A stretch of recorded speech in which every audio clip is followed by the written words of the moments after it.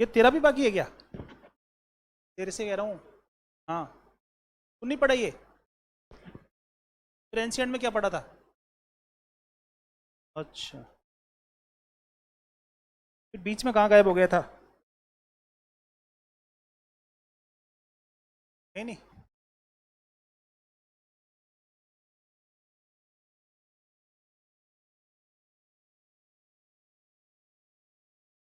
अपन पढ़ रहे हैं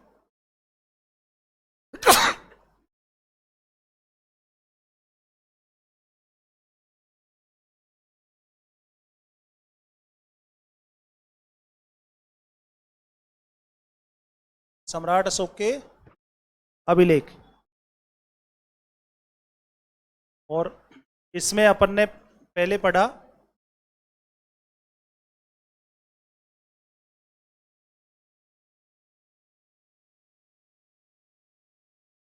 और अभी पढ़ेंगे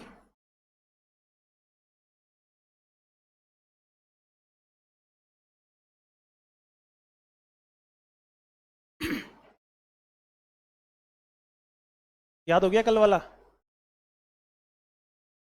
हो गया क्या? तो सम्राट अशोक के जो ये बृहद शिलालेख हैं जो रॉक पे मिले हैं, ये कहाँ से मिले हैं? कहाँ कहाँ से?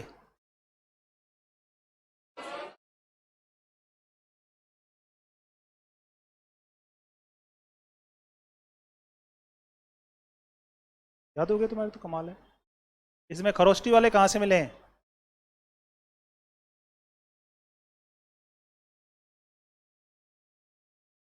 शाहबाजगढ़ी और मनसेरा से। और दो भाषाओं में कहाँ से मिला है? सम्राट अशोक के अधिकांश अभिलेखों की भाषा क्या है? और लिपि? हाँ, अभी याद हो गया मतलब। तो ले इंस्क्रिप्शन प्रियदर्शी किसने लिखा? सेनार्ते। कहाँ का सेनार्ते था ये? फ्रांस का सेनार्ते थे।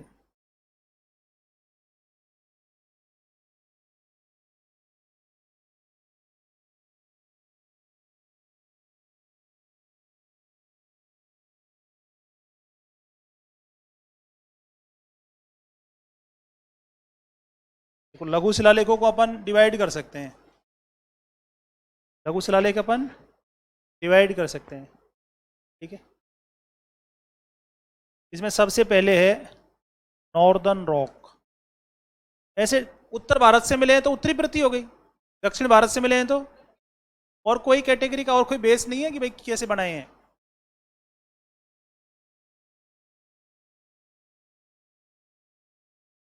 और क्योंकि ये सबसे पहले मिले हैं इसलिए इनको क्या बोलते हैं?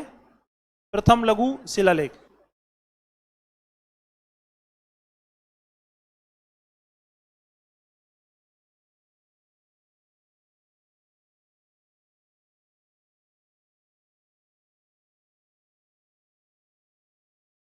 और दक्षिण से जो मिले हैं उनको क्या बोलते हैं?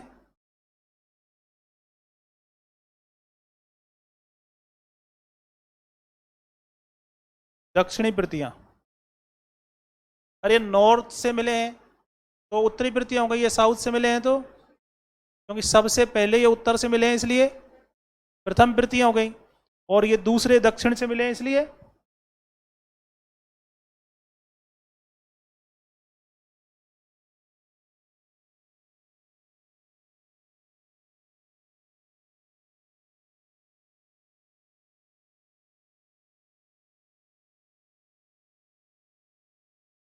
ये साउथ में जिन जगह से मिले हैं उनके नाम है ब्रह्मगिरी, गोवी मठ, जटिंग, रामेश्वर, सिद्धपुर।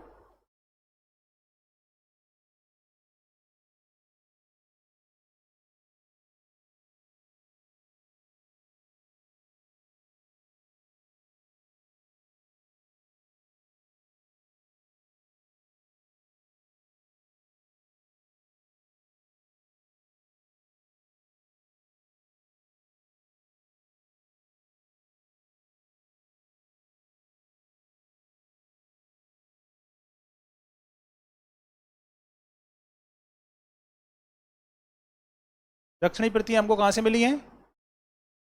सिद्धपुर से, गोभी मठ से, जटिंग रामेश्वर से और ब्रह्मगिरी से। और ये चारों जगह कहाँ हैं? अरे ये चारों जगह कहाँ पे हैं?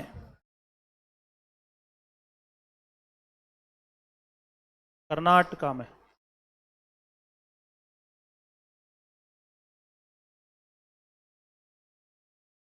किरण ये प्रज्ञा का भी नहीं हुआ है क्या?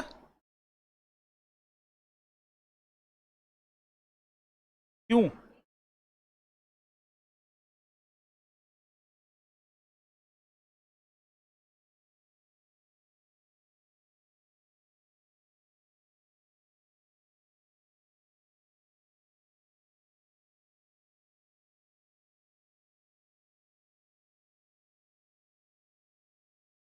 मतलब हमको कोई क्रेडिट भी मिलेगा क्या?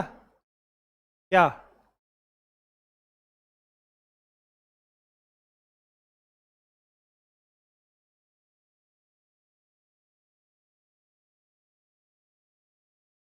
कैसे?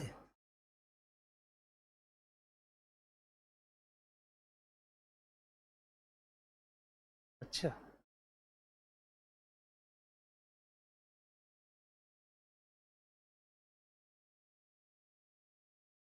लोग मतलब मक्कारी, धूर्तता, चालाकी को होशियारी समझते हैं। तो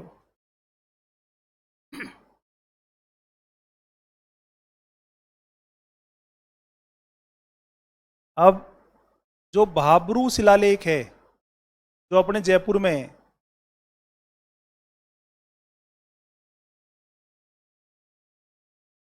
कहाँ पे है ये? अरे तो जिला तो जयपुर है ना। अब ये भी अलग, उधर कोई कोटपुतली बहरोड बन गया क्या जिला? उसमें चला गया कि ये? ठीक है ना? अच्छा वहां चला गया। ठीक है। भाबरू शिलालेख जो है वो जयपुर राजस्थान से मिला है। राजस्थान मान लें, राजस्थान से मिला है। ये 1837 में कैप्टन बर्ट ने खोजा था। ये शिलालेख किसने खोजा था? कब?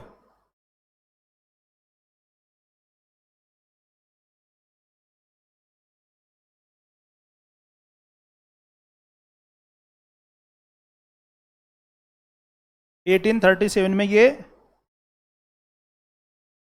कैप्टन बर्ट ने खोजा।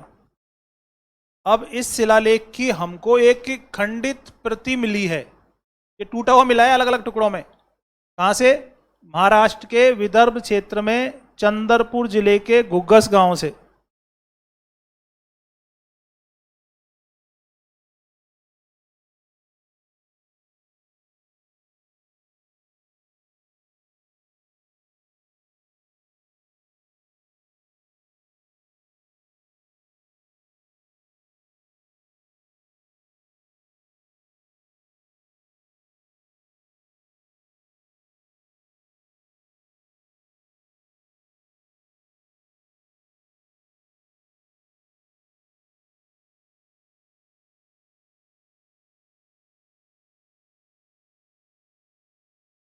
ये बाबरू शिलालेख हमको इस बाबरू शिलालेख में जो लिखा हुआ है वही सेम बातें हमको कहां से मिली हैं?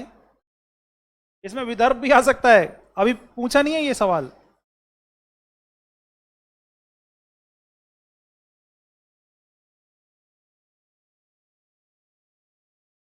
विदर्भ महाराष्ट्र में है।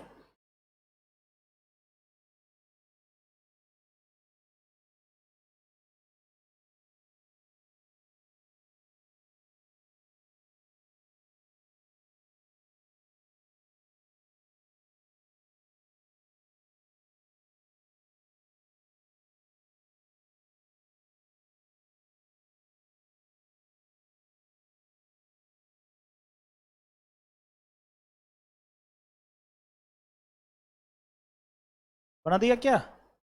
टाइम मत लो यार इतना। 3 लाइनें तो लिखनी थी। चेंज कर दें? सम्राट अशोक के जो लघु शिलालेख हैं इसमें जो अपने को उत्तर भारत से जो शिलालेख मिले हैं उनको क्या बोलते हैं? उत्तरी प्रतियां। सबसे पहले नॉर्थ से ही मिले हैं इसलिए प्रथम साउथ से मिले हैं जो दक्षिणी प्रतियां, और सेकंड है ना लेकिन भाब्रू से जो शिलालेख मिला है उसको अलग ही कैटेगरी में रखते हैं। और ये 1837 में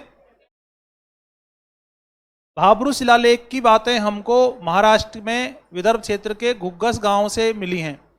इतिहास का ये, आर्कियोलॉजी का ये मतलब अलिखित रूल है, ठीक है, कि जो कोई भी हिस्टोरिकल सामग्री हमको जहाँ कहीं से भी मिलेगी, हिस्टोरिकल सामग्री जो कोई भी हमको जहाँ से मिलेगी उसका नाम,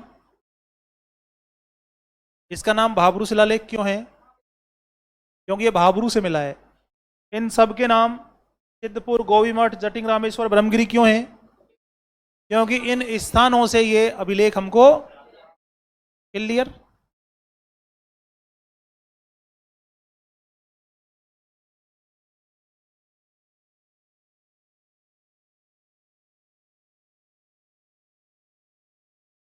ये जो लघु शिलालेख हैं इनसे कुछ बातें हमको क्लियर होती हैं।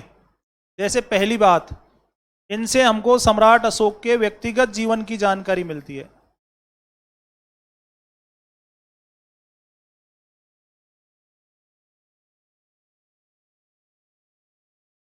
आपसे पूछे सम्राट अशोक की पर्सनल लाइफ के बारे में कहां से पता चलता है? लघु शिलालेखों में कौन सा? जैसे भाब्रू,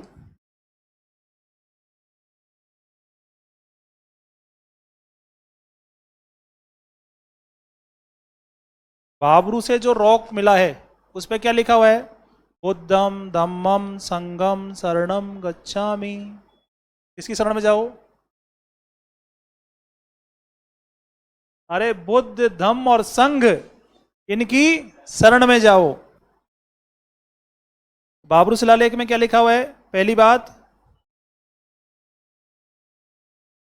बुद्ध, धम्म और संघ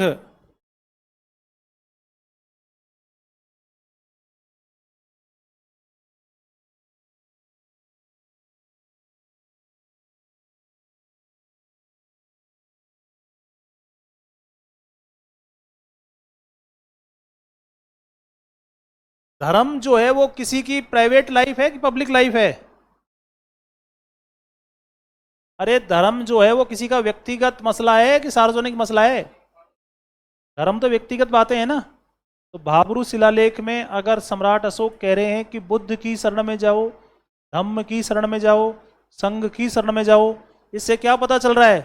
ने बहुत धर्म अपना लिया था। इससे क्या पता चलता है? अरे आप भी अपनी कॉपी के पहले पेज पे कुछ ना कुछ तो बना ही रखा होगा, कुछ तो लिख रखा होगा पहले पेज पे कॉपी के ऊपर। इससे पता चल जाता है कि आप किस धर्म को मानते हो। सम्राट अशोक भी लिखवा दिया, बुद्धम संगम शरणम गच्छामि, धम्मम संगम शरणम गच्छामि, है ना, संगम शरणम गच्छामि। कितना बढ़िया लगता है ना बोलने में ही। बुद्धम शरणम गच्छामि, धम्मम शरणम गच्छामि, संघम शरणम गच्छामि। बढ़िया लग रहा है ना? ऐसे बोला करो सुबह शाम तक। ये बातें कहाँ लिखी हुई है? इससे क्या पता चला? सम्राट अशोक, ठीक है ना? क्या पता चला इससे? मेरी एक प्रबल लेक्चर सियावर रामचंद्र जी, इंग्लिश में पढ़ाने की, लेकिन जब मैं अंग्रेजी में पढ़ाऊंगा ना तो फ्रिक्वेंटली इंग्लिश में ही पढ़ाऊंगा। और अगर किसी ने एक शब्द हिंदी में बोल दिया मैं तुरंत उसे फांसी दे दूंगा।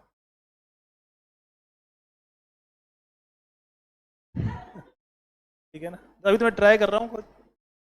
जैसे जैसे वो जो हिंदी अंग्रेजी मीडियम पढ़ाने का दावा करते हैं ना, कैसे पढ़ाते? तुमने तो प्रैक्टिकल कर ही लिया है, मारवाड़ी में पढ़ाते हैं नहीं? कब तक?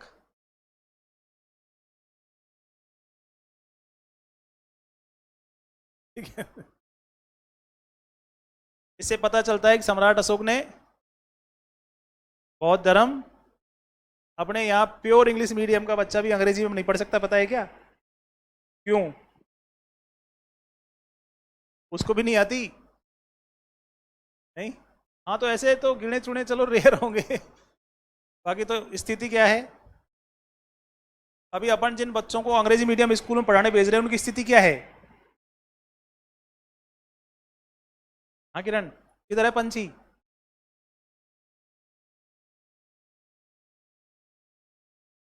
नहीं वो चलो पंछी को तो अंग्रेजी सीख जाएगी वो तो इंग्लिश स्कूल में, लेकिन घर पे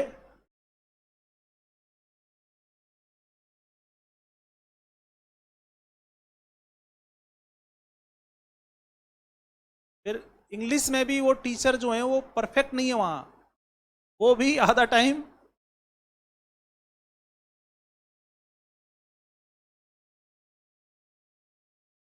20 साल बाद फिर उनको भी कुछ नहीं आएगा तो वो चैट जीपीटी पे देखेंगे यार इसका हिंदी अर्थ क्या है। इसलिए जो अंग्रेजी में बच्चे पढ़ रहे हैं इनको गांव ले जाओ और इनको कुत्ते को गंडक कहना सिखाओ, या फिर इनके प्रज्ञा जैसी टीचर भेज दो तो हो जाएगा काम पूरा। नहीं तो मैं बुरा थोड़ी ना बोल रहा हूं, तुम हमेशा अलग अर्थ में क्यों लेती हो?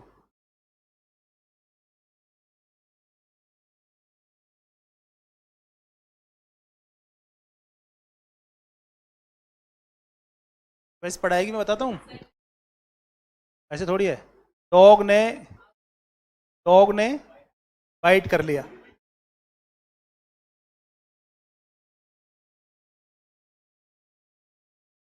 अरे ये उस पर थोड़ी ना हंसे बेचारे। नहीं, अरे देखो तुम इन विचारों को, गरीब लोगों को इतना जलील मत करो। तो ऐसे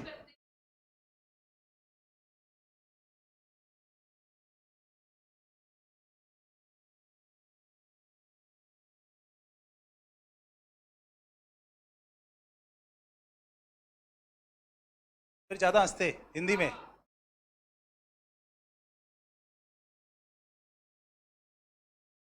ऐसा है रे, वो चले गए जिनकी तुम कह रहे हो, अब तो ये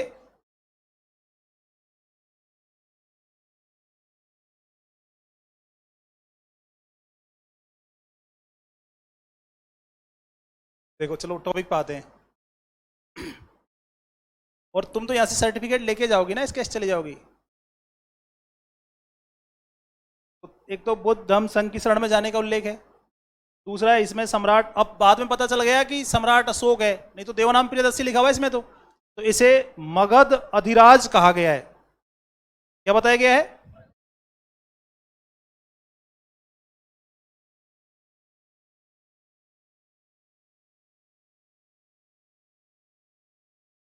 मगध अधिराज कहा है, ठीक है। दूसरी बात देखो, तो प्रज्ञा चली जाएगी तो फिर किरण का मन नहीं लगेगा ना? लग जाएगा।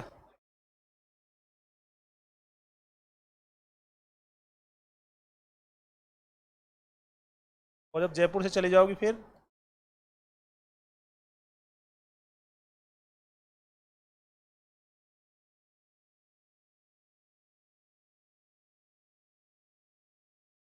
पीजी वाला सही सलामत है क्या?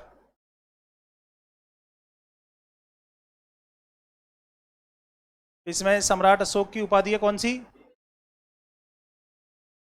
तो ये देवानाम प्रियदर्शी जो है, इस वर्ड का मीनिंग है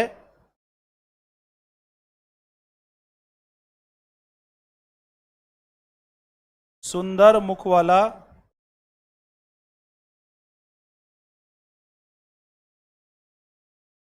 देवताओं का प्रिय राजा। अब कभी जो सुंदर होता है उसे कहने की जरूरत पड़ती है कि मैं सुंदर हूं? फिर सम्राट अशोक कितने सुंदर थे देख लो, तो इन्हें कहना पड़ा देवानाम प्रिय प्रियदर्शी। एक बार इनकी एक रानी ने सम्राट अशोक की सुंदरता के ऊपर कुछ कमेंट्स पास कर दिए, तो सम्राट अशोक को गुस्सा आ गया और सम्राट अशोक ने उसे जीवित, मतलब पाटलिपुत्र में एक नरक का उल्लेख करते हैं ना, अब वो नरक क्या था, यंत्रणा गृह था कि कुछ और था, तो रानी को मरवा दिया इसने। अब सम्राट अशोक की सुंदरता के बारे में कोई गलत बात कैसे बोल सकता है? देवनाम प्रिय प्रियदर्शी का मीनिंग क्या है? पहली बात, इसने खुद को सुंदर कहा। दूसरी बात, ईश्वर के साथ मध्यस्थ होने का दावा करते थे ब्राह्मण पुरोहित। जो ईसाइयों में प्रिस्ट है वो अपने पुरोहित हैं, पुजारी। ठीक है, तो सम्राट अशोक ने ब्राह्मणों से वो अधिकार छीनने के लिए खुद को क्या बताया? ईश्वर का प्रिय, देवताओं का प्रिय। क्योंकि अपने धर्म में देवताओं के साथ संपर्क का दावा ब्राह्मण करते हैं ना। सम्राट अशोक ने एक नया धर्म का फॉलो किया, सम्राट अशोक बहुत बन गया था। तो सम्राट अशोक ये कहते हैं कि मैं भी देवताओं का प्रिय हूं उतना जितना कौन है? ब्राह्मण है। इसलिए इस उपाधि के दो अर्थ हैं। एक, वो खुद को क्या कह रहा है? सुंदर। दूसरा क्या कह रहा है? तीसरी बात जो उसके लघु शिलालेखों से स्पष्ट होती है वो है उसका व्यक्तिगत नाम।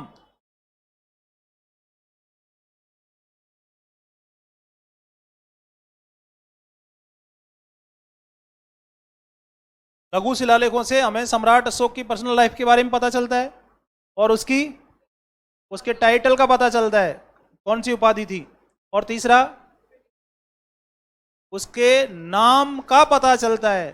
अभी तक जितने भी शिलालेख मिले, अभिलेख मिले, उन सब पे देवनाम प्रिय प्रियदर्शी लिखा हुआ था।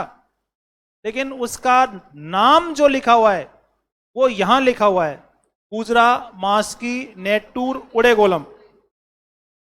कहां लिखा हुआ है? मास्की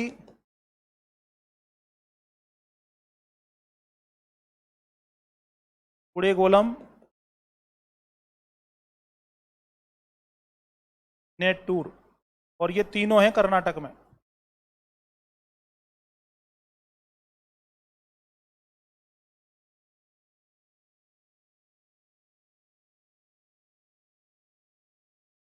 और गुजरा है मध्य प्रदेश में।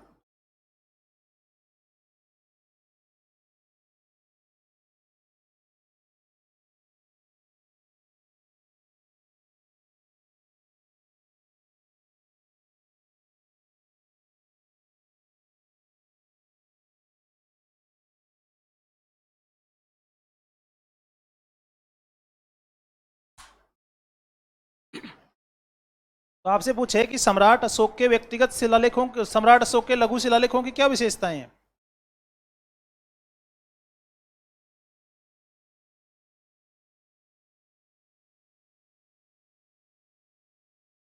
सविता तुम बताओ।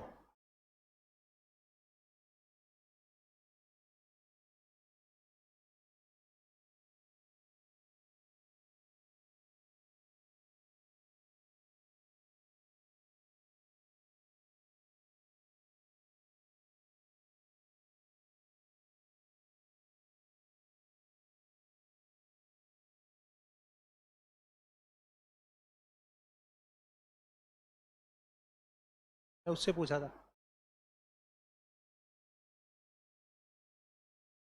बताओ।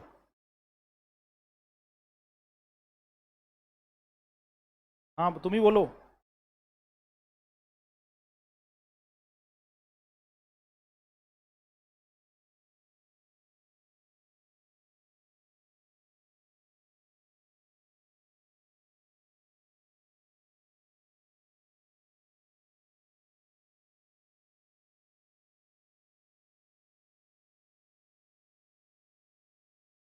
लघु शिलालेखों की विशेषता यह है कि सम्राट अशोक के पर्सनल लाइफ के बारे में बता रहे हैं, कि उसके टाइटल को बता रहे हैं, और उसके उसके नाम को भी बता रहे हैं।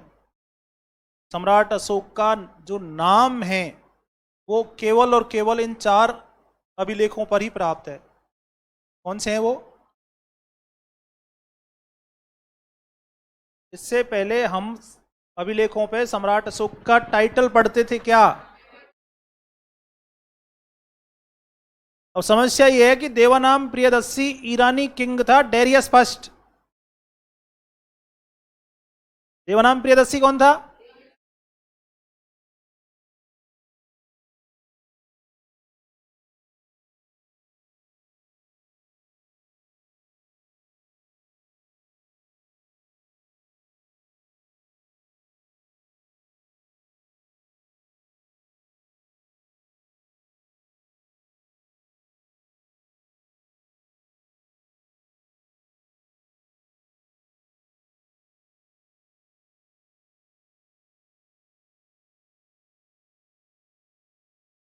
देवानाम प्रियदर्शी की उपाधि सबसे पहले किसने दी थी? ईरानी किंग डेरियस फर्स्ट। इसके बाद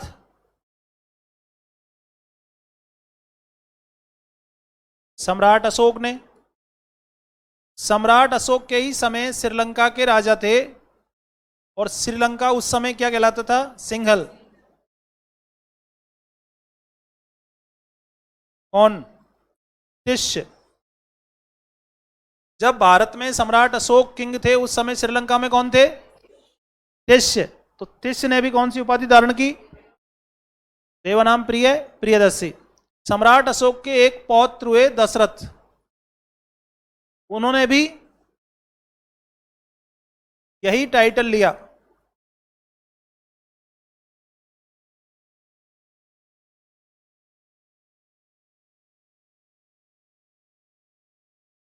और संगम काल में एक चेर राजा हुए हैं,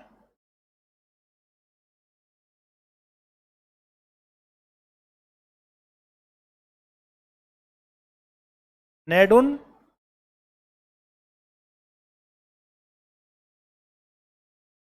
उन्होंने भी यही टाइटल लिया था। आदन थोड़ी है, नेडुन जेलियन।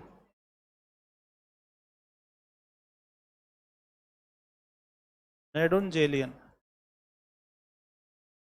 तो चेर राजा थे नेडुन जेलियन, तो उन्होंने भी यही टाइटल लिया था। अब चलो ये दशरथ और नेडुन जेलियन तो बाद की बात है, यहां तो कोई डाउट है ही नहीं है। जब हमें सम्राट अशोक के ये अभिलेख मिले और उनपे हमको मिल रहा था टाइटल देवानाम प्रियदर्शी, पूरी दुनिया के इतिहासकार जानते थे कि ये टाइटल किसका है? डेरियस फर्स्ट का। ईरानी शासक था कौन? उसका टाइटल है ये। अब क्या करें भाई? और जो ये श्रीलंका का शासक था तिस, इसके बारे में भी जानते थे कि इसका टाइटल है ये। बड़ी हलचल पैदा हो गई। क्या भारत में ये इतने सारे जो अभिलेख मिल रहे हैं, क्या ये इन दोनों के हैं? कैसे पता लगाएं ये किसके हैं? क्योंकि सब जगह टाइटल क्या आ रहा है?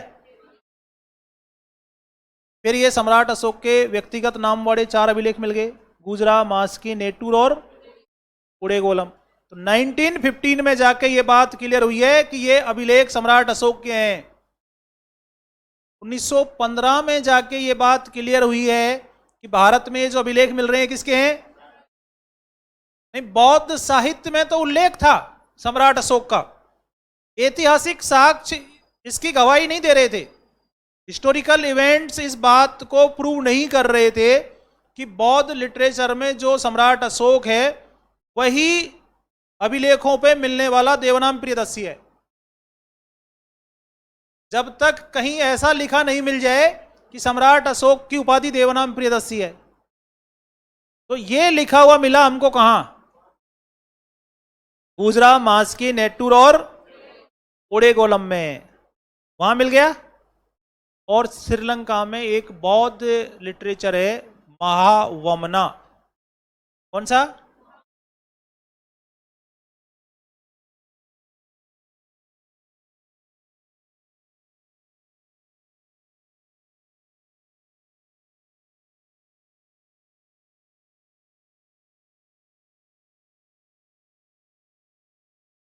श्रीलंका की एक बौद्ध पुस्तक का नाम क्या है?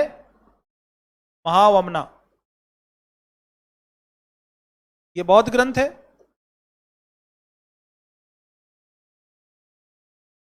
और इसमें लिखा हुआ है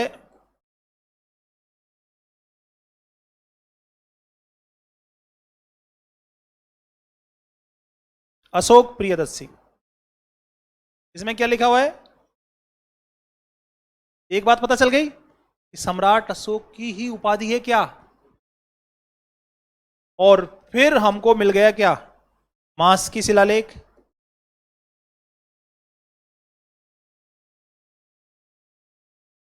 तो इस मास की शिलालेख में 1915 में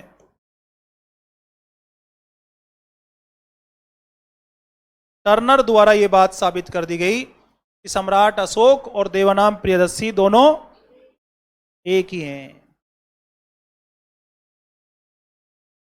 कल पता चला है 1750 में मिल गया था सब कुछ,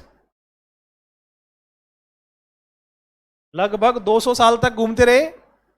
तो इतना आसान नहीं होता है जितना आसान हम समझते हैं। अब हमको तो ये सारी चीजें प्रज्ञा पढ़नी है केवल, या तुमको ये टैली करना है कि देवनाम प्रियदर्शी और सम्राट अशोक की तुलना कर लो, देखें एक बार कहां कहां है। वो काम टिपिकल था कि ये काम टिपिकल है, लेकिन उन लोगों के सामने एक मोटिव था बिल्कुल क्लियर। जब वो कोई बात कहते थे तो लोग हंसते थे, मजाक उड़ाते थे, अट्टहास करते थे, लेकिन उन्होंने कभी उस पर ध्यान, तब ये खोज हुई, तब ये रिसर्च हुए। अपना फोकस तो किस पे है कि डॉग ने बाइट कर ली तो कौन कौन हंसा, देखें। आपने पूछा ना।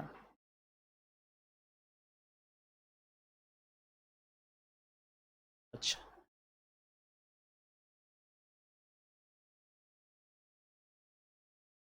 मैंने ये जो जंबो पीपल होते हैं इनके ऊपर कहानी भी बता दी कि इनसे कोई कुछ ही कह लो, इनके कोई फर्क, लेकिन फिर भी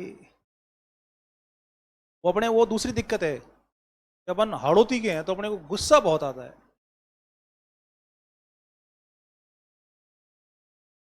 अच्छी बात है। हाँ, फिर बोल दिया तो बोलने दो ने, ये उसकी दिक्कत है।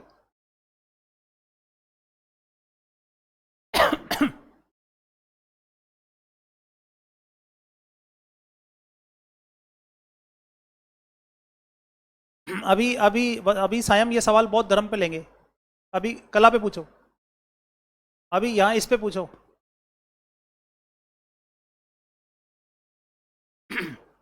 तो जो पढ़ने वाला है उसको तो पाली तो आ ही रही है ना, जो पढ़ रहा है उसको पाली भाषा का तो पता ही है। बिना पाली के वो बौद्ध ग्रंथ कैसे पढ़ेगा।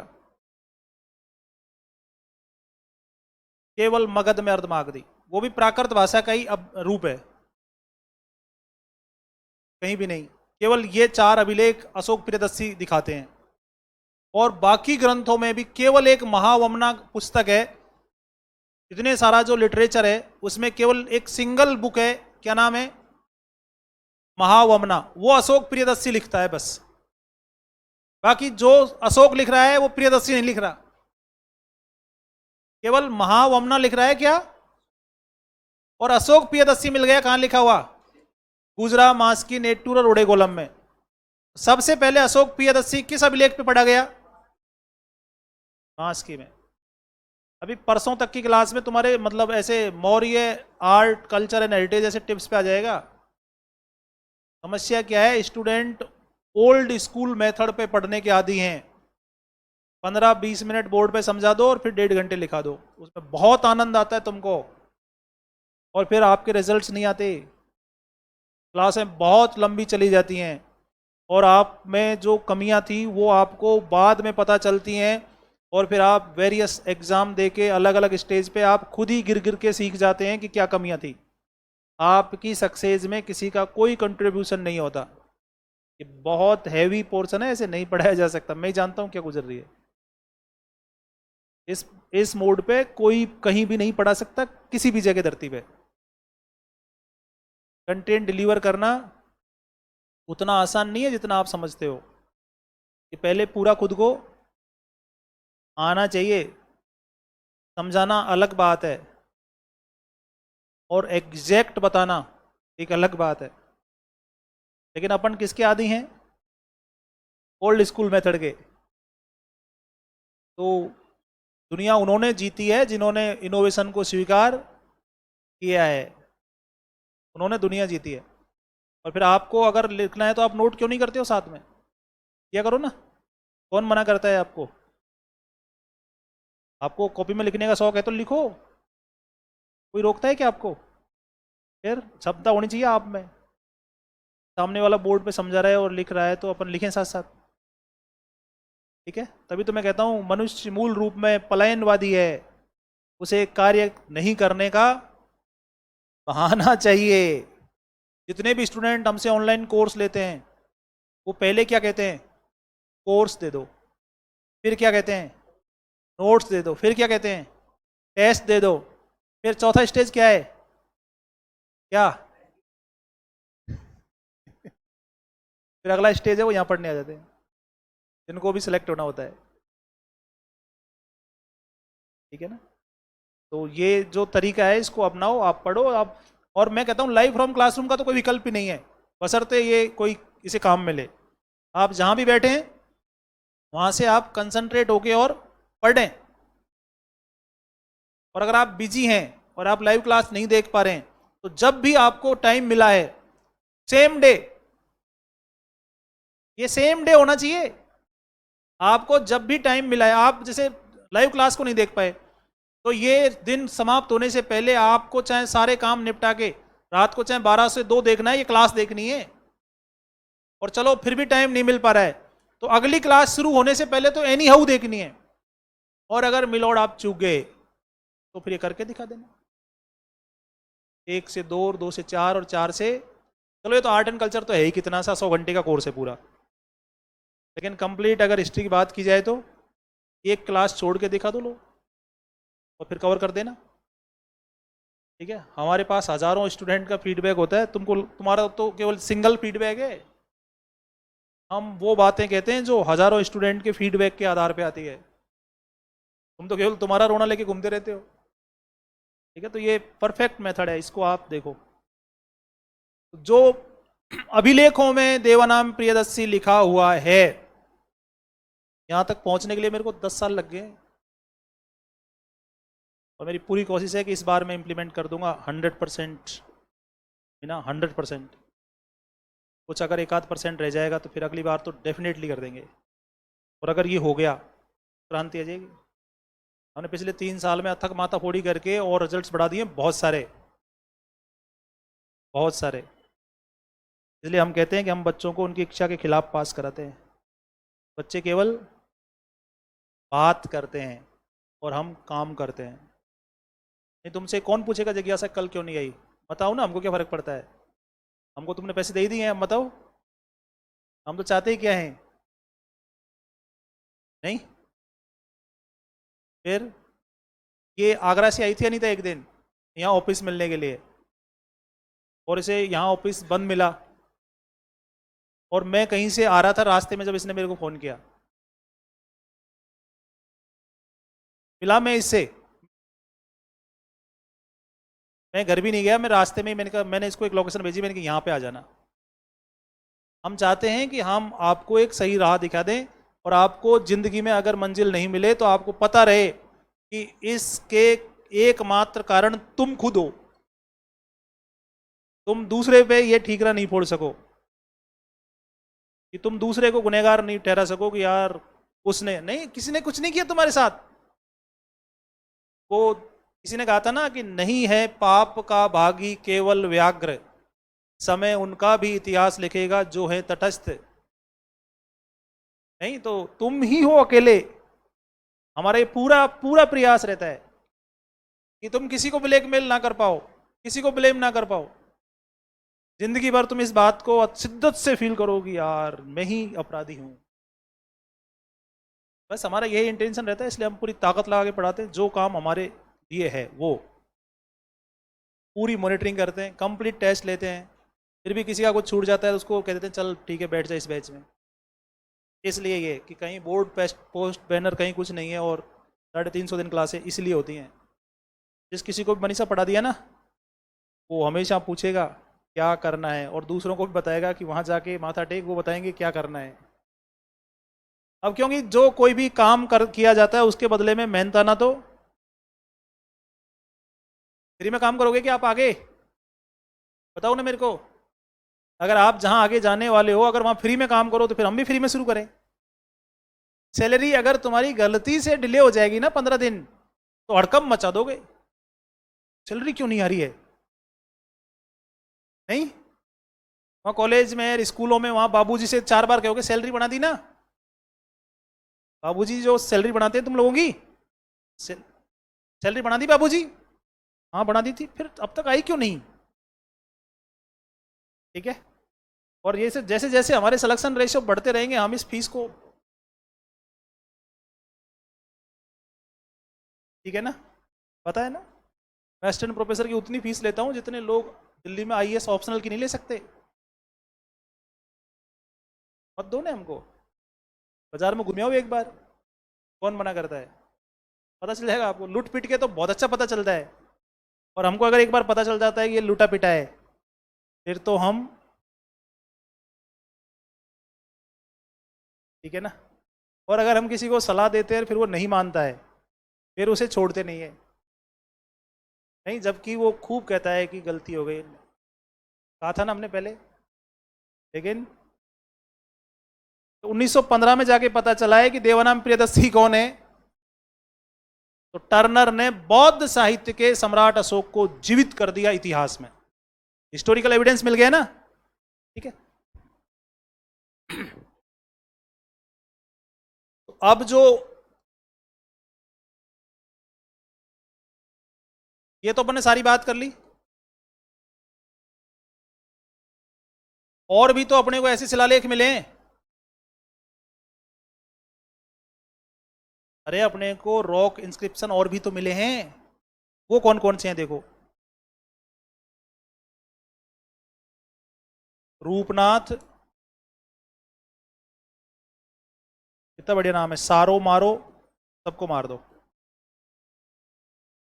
सारो मारो।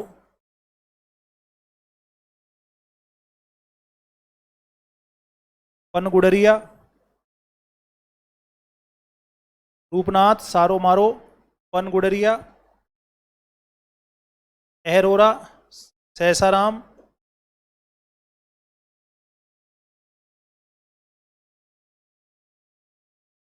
सासाराम बोला करो यार, सहसाराम से ही नहीं लिखता, सासाराम। ये सासाराम में जो सम्राट अशोक का ये रॉक इंस्क्रिप्शन मिला है, इसमें क्या है कि एक मौलवी साहब कहीं घूमने जा रहे होंगे, ठीक है, तो ये लिखा हुआ मिल गया इनको चट्टान पे, और इन्होंने भाई साहब ने वहां हरा कपड़ा बिछा दिया और शुरू कर दिया कि जैसे हजरत मोहम्मद को वो देवी आदेश मिले थे ना कुरान के। अब कोई वहां से कोई स्टूडेंट गया होगा, उसने देखा होगा कि ब्राह्मी लिपि है, उसने जाके एएसआई को सूचित किया।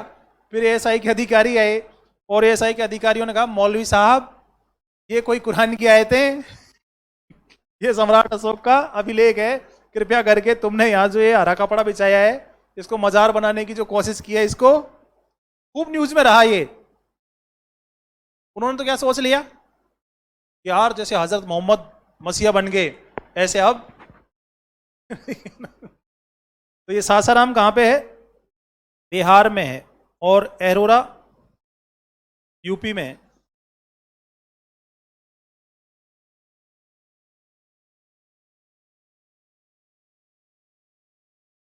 और ये तीनों कहाँ हैं? मध्य प्रदेश में है। अभी क्या हुआ, कुछ साल पहले दिल्लीपुरी में, श्रीनिवासपुरी एक कॉलोनी है, दिल्ली में एक कॉलोनी है श्रीनिवासपुरी। तो वहां पे एक ठेकेदार सड़क बना रहा था, तो सड़क बनाते बनाते उनको एक छोटा सा रॉक इंस्क्रिप्शन मिल गया। तो मजदूरों ने तुरंत ठेकेदार को बुलाया। ठेकेदार इतना तो समझदार था, उसने कहा यार ये कोई इतिहास की बात है जो लिखी हुई है इस पे। उसने तुरंत एएसआई की टीम को बुलाया और सम्राट अशोक का एक और शिलालेख मिल गया, बहापुर।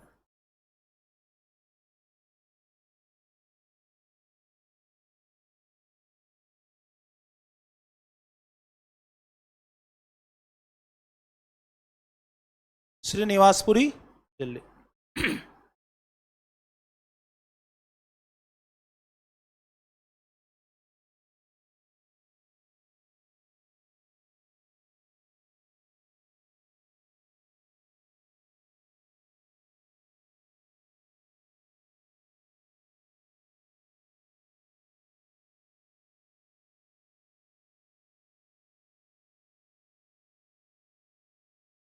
अब देखो इसमें एक बहुत इंपॉर्टेंट बात है।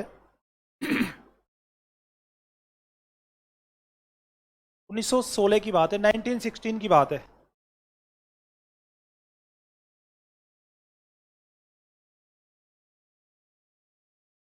कर्नाटक में एक जगह है सन्नति, और सन्नति जिले में एक गांव है कन्नागल्ली।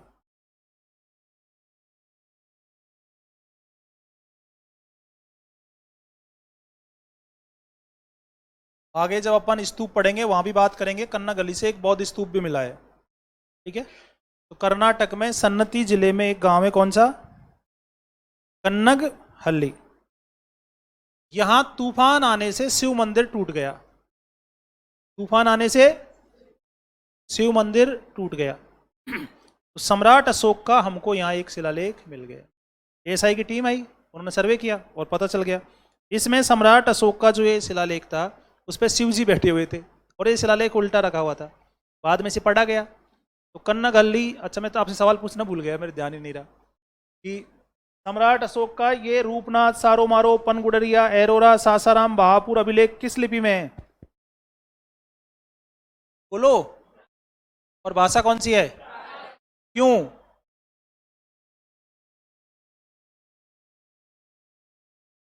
और ये पेज पे ये सम्राट अशोक के ये जो मास्की, उडेगोलम, नेट्टूर, गुजरा में जो मिले ये किस में है? क्यों? क्योंकि ये भारत में है। और ये कर्नाटक में जो सिद्धपुर, गोवी मठ, जटिंग रामेश्वर, ब्रह्मगिरी मिले ये किस लिपि में है? और भाषा कौन सी है? और ये भाबरू की भाषा क्यों? काम कर रहा है ना फॉर्मूला, सब पे करेगा। आप बस ये ध्यान रखो, सम्राट अशोक का कोई भी अभिलेख अगर भारत भूमि में मिला है तो उसकी लिपि क्या होगी और भाषा क्या होगी? प्राकृत। ये सम्राट अशोक का अकेला ऐसा अभिलेख है जिस पे उसका चित्र है। तो पहली सेल्फी किसने खींची थी?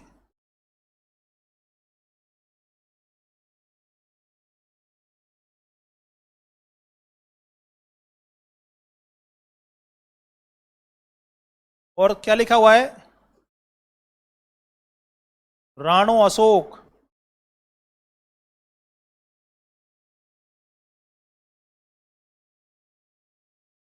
कौन सा शब्द अंकित है? राणो अशोक। तो आपके यूपीएससी पीटी में पूछ रखा है ये सवाल किसी साल?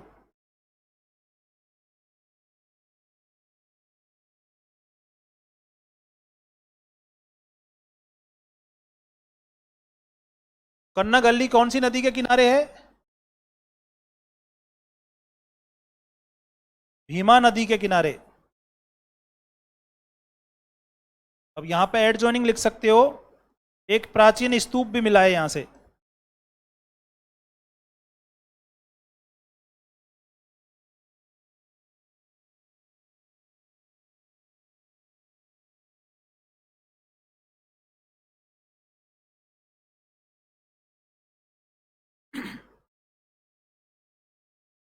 तो सम्राट अशोक का ये शिलालेख जो हमको कन्ना गंडी से मिला है, ये स्तूप से मिला है कि मंदिर से मिला है?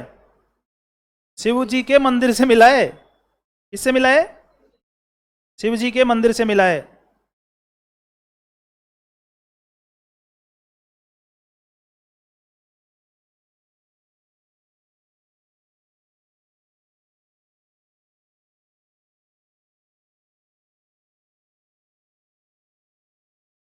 अब यहां एक बात समझो आप, सम्राट अशोक का कौन सा अभिलेख मिला है जिस पर उसके चित्र के साथ राणो अशोक अंकित है ना? कन्ना गल्ली तो अभी पूछा ही नहीं, अभी तक तो सन्नती पहुंचे हैं। तो ये पूरी बात याद रखनी है। कन्ना गल्ली गांव, सन्नती जिला, कौन सी नदी है? ये अभिलेख हमको शिव मंदिर में मिला है।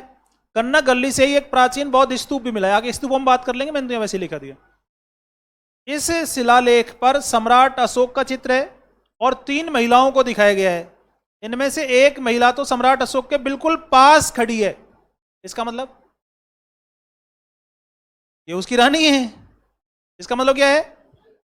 ये सम्राट अशोक की रानी है। सम्राट अशोक के जो अभिलेख है ना, इसमें इसकी एक ही रानी का उल्लेख है, कारुवकी, और उसके एक ही बेटे का उल्लेख है, तीवर। और सम्राट अशोक के अभिलेखों का लेखक था चप्पड़। अभी आगे बता दूंगा मैं ना। 2 महिलाएं दूर खड़ी हैं और उनके हाथ में एक थाली है, पूजा पात्र, इसमें शंख जैसी कोई वस्तु रखी हुई है। इसका मतलब ये कौन है? ये सेविकाएं हैं। ये कौन है? नौकरानी है, ये सर्वेंट, ठीक है ना? तो अब ये सम्राट अशोक के लघु शिलालेख हो गए।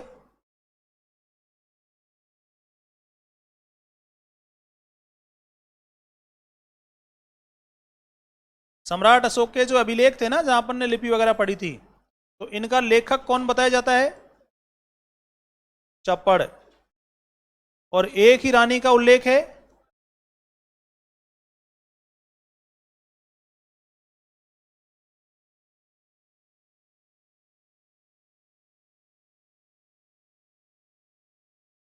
और एक ही पुत्र का उल्लेख है।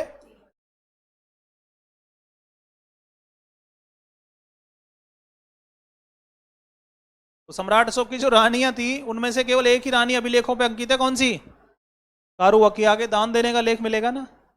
और एक ही बेटे का उल्लेख है, किसका? तीवर का।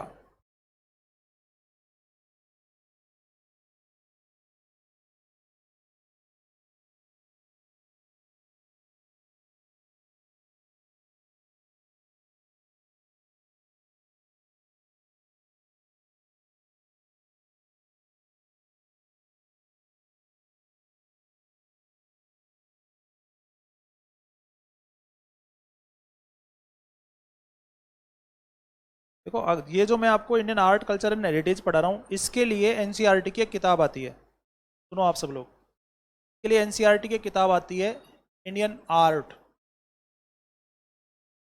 कौन सी किताब आती है?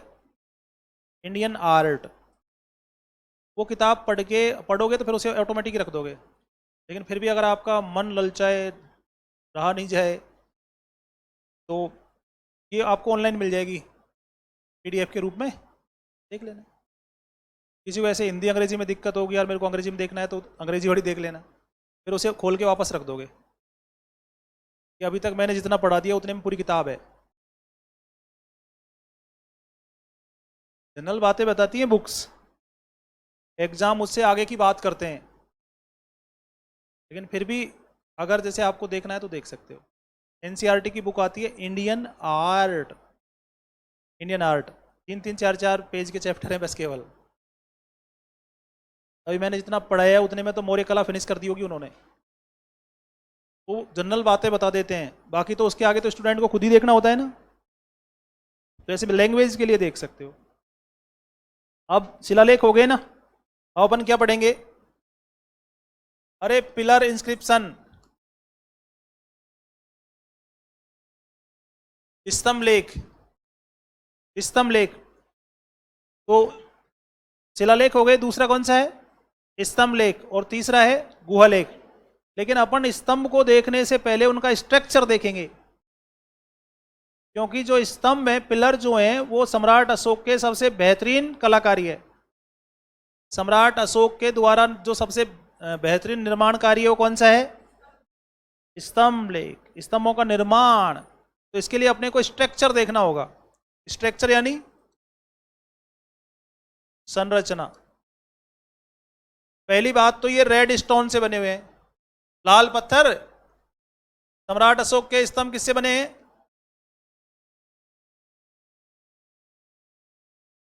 थोड़ा बहुत टाइम जोन देख लें तो आप पूरे इंडियन हिस्ट्री में तुक्का लगा सकते हो कि निर्माण किससे हुआ है? रेड स्टोन से। ठीक है। और ये लाल पत्थर आया कहां से? चुनार से।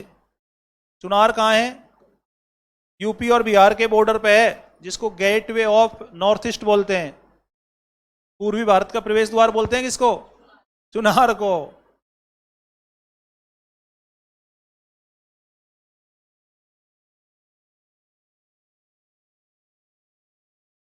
ये स्तंभ कहलाते हैं अशोक की लाट। पिलर कह दो या लाट कह दो। और ये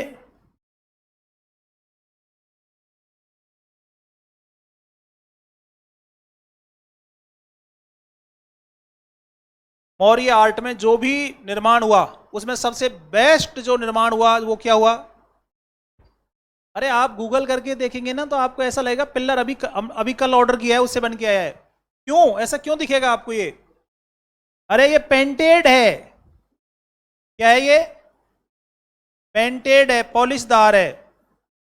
और कमाल का कलर किया होगा इन्होंने कि वो पॉलिश आज तक नहीं छूट रही है, नहीं एशियन पेंट ले आओ, और कौन कौन से आते हैं, हाथी पेंट ले आओ, ऐड आते रहते हैं ना, नहीं वादा है नहीं छूटेगा, ठीक है, बंगला अभी भी चमक रहा है, जैसे ऐड आते हैं ना, और एक बरसात आती है और बंगला ब्लैक, नहीं, वो कोणार्क का सब पेगोड़ा बन जाता है, कोणार्क का सूर्य मंदिर है ना, ब्लैक पेगोड़ा, वो ब्लैक नहीं था, बरसात ने उसको कैसा कर दिया है, ब्लैक कर दिया है। तो ये पिलर आज तक कैसे हैं, कैसे, आप जो पुरानी हवेलियां देखोगे, अब देखना, अब भयंकर गर्मी पड़ रही है, अभी अभी 15-20 दिन बाद ये ओ जनरल के एसी भी खराब हो जाएंगे, असर नहीं करेंगे, और वो हवेलियां, उनमें वो उनके पास बीजड़ा है, आराम से बैठे हैं, फिर अपन जैसे कोई पहुंचते हैं कि चलो एक पंखा चला दो, फिर ये कैसे बैठे हैं, तो वहां बैठ के पता चला कि वाकई में गर्मी बहुत, क्यों, अरे वो चूने से बने हुए हैं, वो चूना पत्थर से बने हुए हैं, तो गर्मियों में वो कैसा रहता है,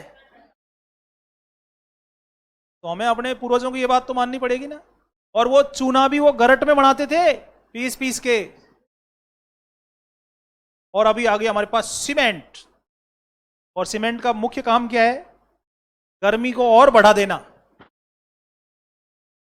तो इसमें एक लाइन कही जाती है आर्ट एंड कल्चर में, वो लाइन आपको भी याद रखनी चाहिए, ऐसी कोई सभ्यता नहीं थी जहां के निवासियों ने अपने जीवन की मूलभूत आविष्कार ना किए हों।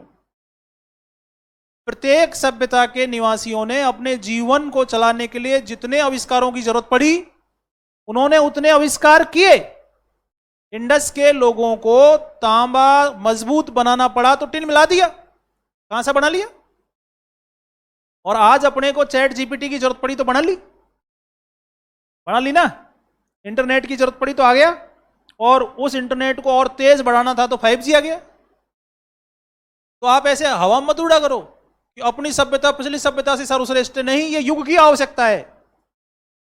प्राचीन सिविलाइजेशन में, एंशिएंट सिविलाइजेशन में जितनी उनको आवश्यकता थी, जितनी डिमांड थी, उतनी सप्लाई हो गई। तो ये युग की डिमांड होती है, इसमें किसी का भी कोई ज्यादा पक्ष, इसलिए ये कहना कि वर्तमान युग आधुनिक है और पिछड़ा अतीत जो है, एंशिएंट वो है, वो बैकवर्ड है, ये बात सही नहीं होती। सभ्यता के संबंध में ये बात, मुझे तो इंतजार है यूपीएससी इस पे कब पूछे सवाल, ठीक है ना। तो ये कैसे हैं, पॉलिशदार हैं। आप सोच के देखो, आपके बगल में जो ये पिल्लर है, ये कहीं से बना है,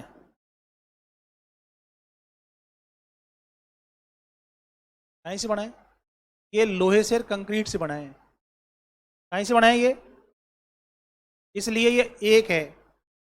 अगर आप इसे पत्थर से बनाते तो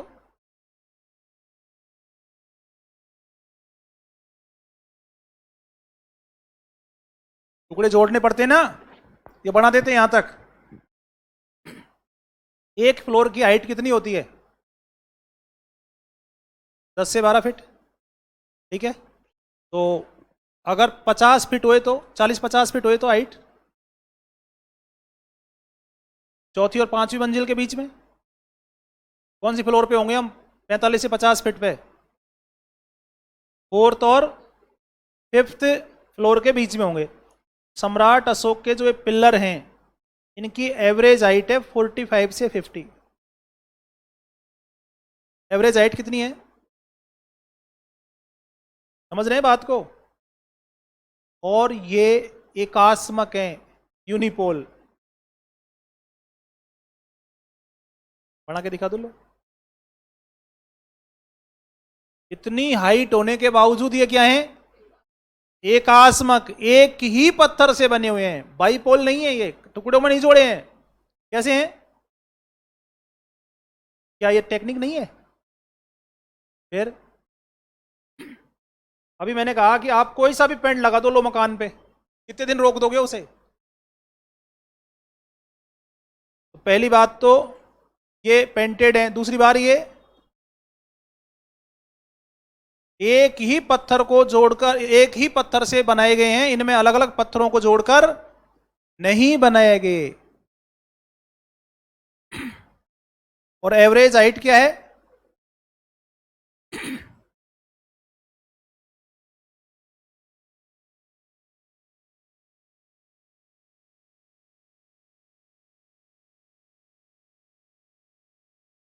अभी तक सम्राट अशोक के जो स्तंभ मिले हैं उनमें सबसे छोटा है रुम्मिनदेही स्तंभ। सबसे छोटा कौन सा है?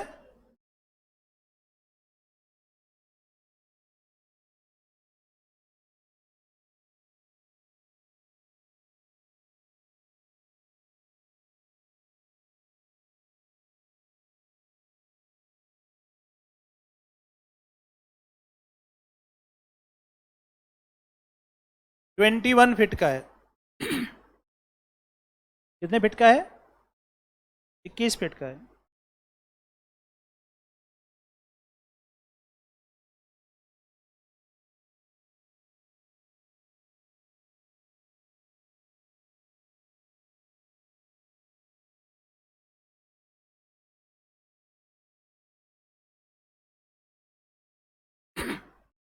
बना दिया।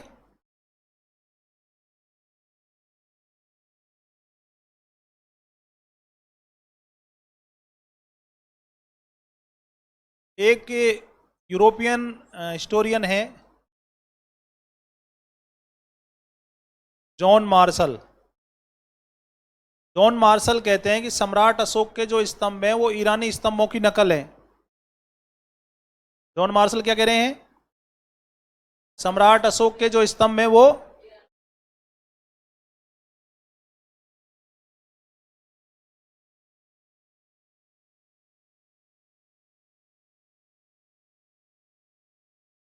ऐसा क्यों कह रहे हैं वो? क्योंकि एक तो ये क्या है, पॉलिशदार हैं। दूसरी बात, उपाधि। ये कह रहे हैं सम्राट अशोक के स्तंभ कैसे हैं? पॉलिशदार हैं। और पॉलिश, भारत में ऐसी पॉलिश हो ही नहीं सकती थी, तो ये तो ईरान से लिए, ईरान से। और दूसरी बात, देवानाम प्रियदर्शी उपाधि किसकी थी? डेरियस फर्स्ट की, ईरानी राजा। तो आरोप लगा दिया उन्होंने। अगर उनका ये आरोप है तो हमारे पास ढेरों इसके पक्ष में प्रमाण है जो ये साबित करेंगे कि सम्राट अशोक के जो स्तंभ हैं वो ईरानी स्तंभों से इंस्पायर तो हो सकते हैं लेकिन नकल नहीं है। अरे बाद वाली जनरेशन के पास एक फैसिलिटी क्या होती है कि वो अपने की पहले की प्रीवियस जो जनरेशन है वो उससे कुछ चीजें देख सकता है कि भाई इन्होंने कौन कौन से काम। अभी अपने को मान लो कि ट्यूबलाइट बनानी है नई, अपने को नया कोई बल्ब बनाना है, तो अपन थॉमस एडिसन वाला ही बल्ब बनाएंगे या एचईडी एलईडी से भी आगे पहुंचेंगे? तो ये अपने को फैसिलिटी है ना। ये बात जॉन मार्शल नहीं समझ पाया। सम्राट अशोक के अभी अपन ने बात की थी, स्तंभ कैसे हैं? एकास्मक है। दूसरी बात, इनमें वो है शीर्ष पे, इनके टॉप पे क्या है? पशु आकृति।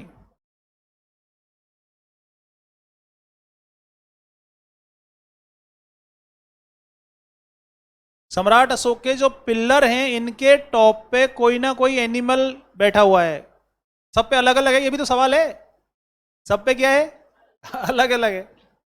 और इनमें जो अपना कमल है वो क्या है? उल्टा है। और इस उल्टे कमल को इतिहास में बोलते हैं अवांगमुखी कमल। ठीक है ना। अपन जो बनाते हैं कमल उसका रिवर्स है, ये उल्टा है। तो ये हिंदू विशेषता है ना, अपन कमल का बनाते हैं ना। और एकास्मक हो गया, शीर्ष पे पशु आकृति हो गई, अवांगमुखी हो गया। और ये हमको मिले हैं जमीन में गड़े हुए।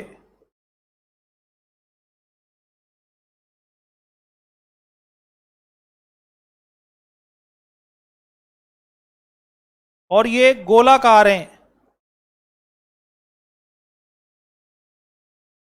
और ये हमको साम्राज्य के अलग अलग भागों से मिले हैं।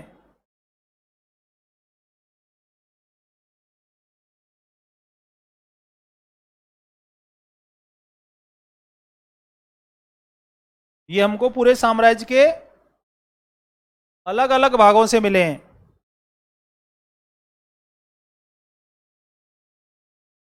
अब अगर हम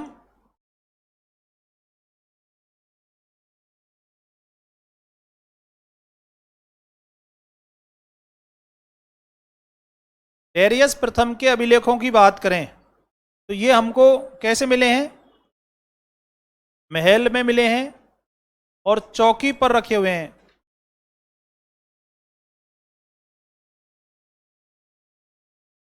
दूसरे ये जॉइंट हैं, ये अलग अलग टुकड़ों को जोड़ के बनाए गए हैं।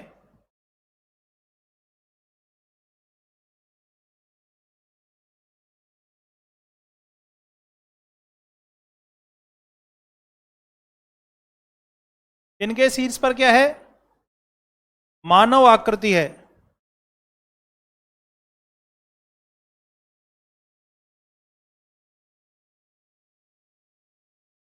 और कमल की आकृति कैसा है?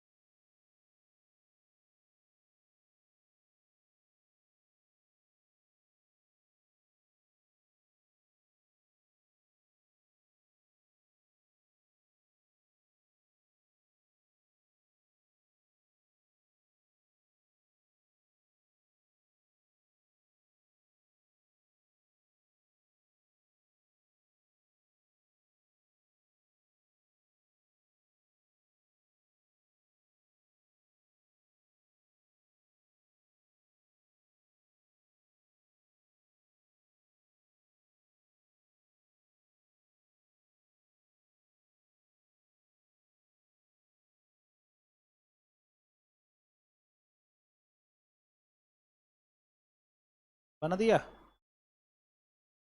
कंपैरिजन हो गया, तुलना हो गई ना।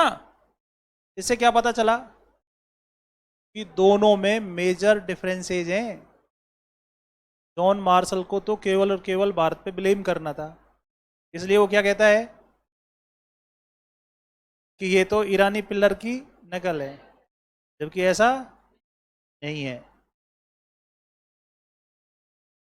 महाभारत के बारे में तो बेसिक बातें सभी लोग जानते हो आप, कि वो बर्बरीक ने ये कह दिया था कि मैं कमजोर की ओर से लड़ूंगा। तो बर्बरीक ने ये सोचा नहीं कि जब वो कमजोर की ओर से लड़ेगा तो वो जीत जाएगा, फिर सामने वाला कमजोर हो जाएगा, तो फिर वो उसकी ओर से लड़ेगा तो वो जीत जाएगा। तो क्या ऐसे बर्बरीक कभी भी युद्ध का निर्णय कर पाएगा? तो फिर श्री कृष्ण ने उसको ये बात समझाई और उससे उसका सिर मांग लिया। भाई ऐसे कर बर्बरीक, तूने प्रतिज्ञा ही गलत की है, तू ये तेरा सिर मेरे को दे दे। बर्बरीक ने कहा कि वो ताजश्री सिर तो ले लो आप, कोई दिक्कत नहीं है, लेकिन मेरी बड़ी इच्छा थी कि मैं महाभारत के युद्ध में भाग लूं। अब आपने भाग लेने से तो रोक दिया, तो मुझे दिखाओ तो सही कम से कम महाभारत। तो कहते हैं, माइथोलॉजी कहती है कि श्री कृष्ण ने बर्बरीक का सर एक, अब कुरुक्षेत्र में पहाड़ नहीं है कहीं आप डूंगर पे हिल स्टेशन पे लगा दो। कुरुक्षेत्र में पहाड़ है क्या? क्या पता वहां लगा दो तुम डूंगर पे, कि माउंट आबू पे लगा देते हैं बर्बरीक का सिर, वो वहां देख लेगा कुरुक्षेत्र में। तो बीच युद्ध में श्री कृष्ण ने एक ऊंचे से टीले पे बर्बरीक का सर एक उस पर टांग दिया, ऊंचे पिल्लर पे। तो महाभारत हमको ध्वज स्तंभों का बताता है, जैसे बर्बरीक की कहानी। महाभारत हमको कैसे बताता है? अरे जो सेनाएं होती थी वो सब अपने अपने फ्लैग लेके चलते थे ना, झंडा लगाते थे ना। आज भी तो प्रत्येक देश का अपना फ्लैग होता है या नहीं होता है? आपके देश का भी है क्या? क्या है? चलो जानते हो, एक क्रम से बता देना मेरे को कलर।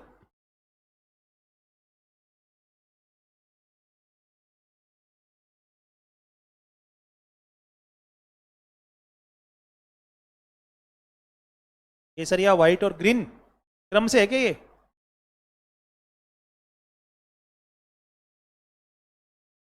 ब्लू कहाँ? अच्छा चक्र भी है क्या? वो कहाँ है? कौन से कलर पे? वाइट कलर पे है क्या?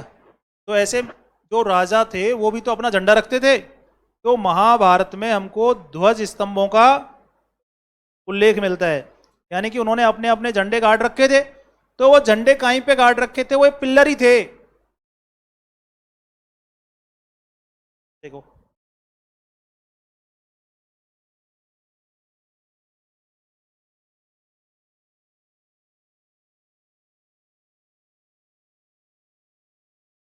तुमको क्या लगता है कि भाई सम्राट अशोक ने डायरेक्ट जन्म लिया और उसने कहा चलो मैं अपने अभिलेख लिखवा देता हूं और स्तंभों पे लिखवा देता हूं 50-50 फीट? वो कोई ना कोई कहीं ना कहीं से तो प्रेरणा लेता ही है ना। यार ये कितने चिटरे हैं।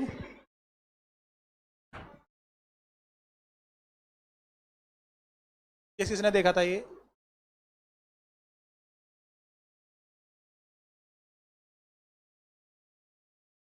सम्राट अशोक के जो अभिलेख है ना, ऐसे समझो आप महाभारत में ध्वज स्तंभ में।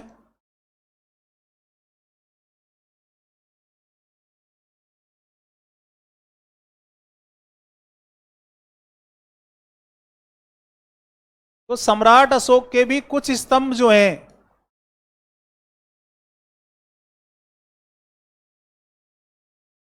वो लेख विहीन है, उन पे कोई इंस्क्रिप्शन नहीं है। सम्राट अशोक के भी हमको जो कुछ पिल्लर मिले हैं वो क्या है? विदाउट इंस्क्रिप्शन है, बिना लिपि के हैं, बिना लेख के हैं, और वो शेष स्तंभों से मैच नहीं होते। अब इसको हिंदी में क्या कहते हैं? बेडोल।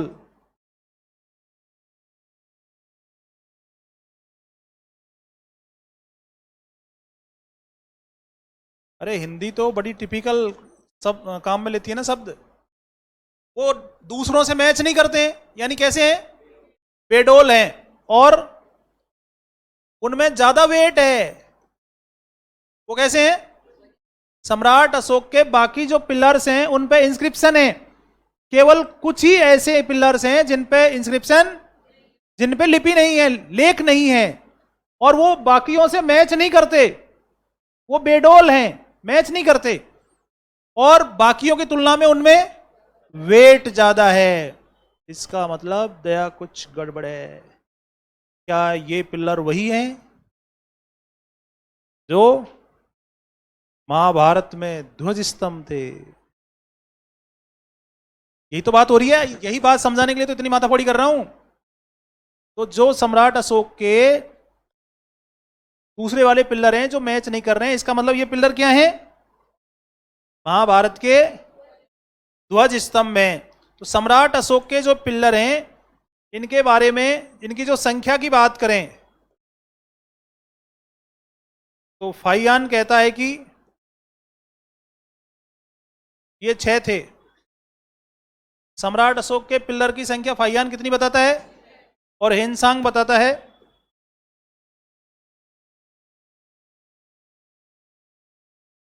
इनकी संख्या 15। याद रखना है ये। सम्राट अशोक के पिलर्स की संख्या फाइयान ने कितनी बताई और हिनसांग ने कितनी बताई? 15। ठीक है।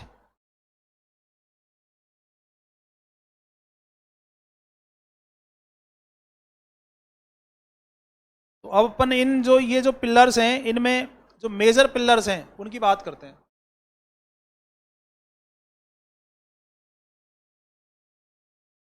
अभी अपन केवल और केवल स्ट्रक्चर पढ़ रहे हैं, है ना? अभी बड़े और छोटे पिलर की बात नहीं कर रहे। अभी किसकी बात कर रहे हैं? Only for structure.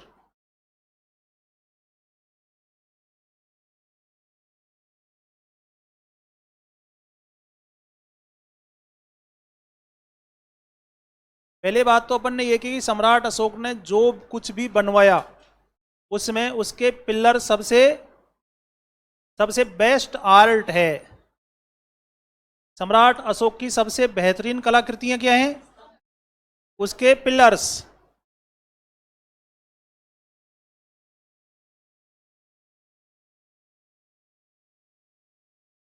अब जो मेजर पिलर्स की अपन बात करेंगे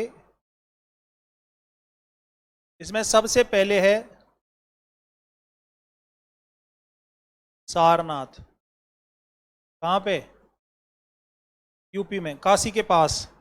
और महात्मा बुद्ध ने जो पहला उपदेश दिया था वो सारनाथ में दिया था। और महात्मा बुद्ध के उस पहले उपदेश को बोलते हैं धर्म चक्र परिवर्तन। महात्मा बुद्ध के पहले उपदेश को क्या बोलते हैं? सम्राट अशोक की मौर्य आर्ट में सबसे फाइन आर्ट क्या है? उसके पिलर। इन पिलर्स में भी सबसे बेस्ट पिलर कौन सा है?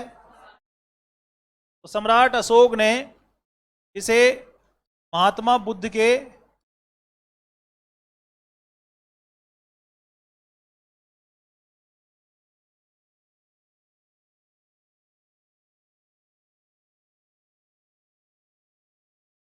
धर्म चक्र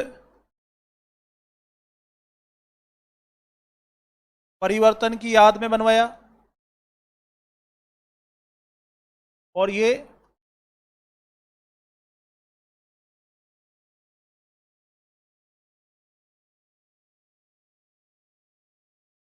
सबसे बेहतरीन स्तंभ है।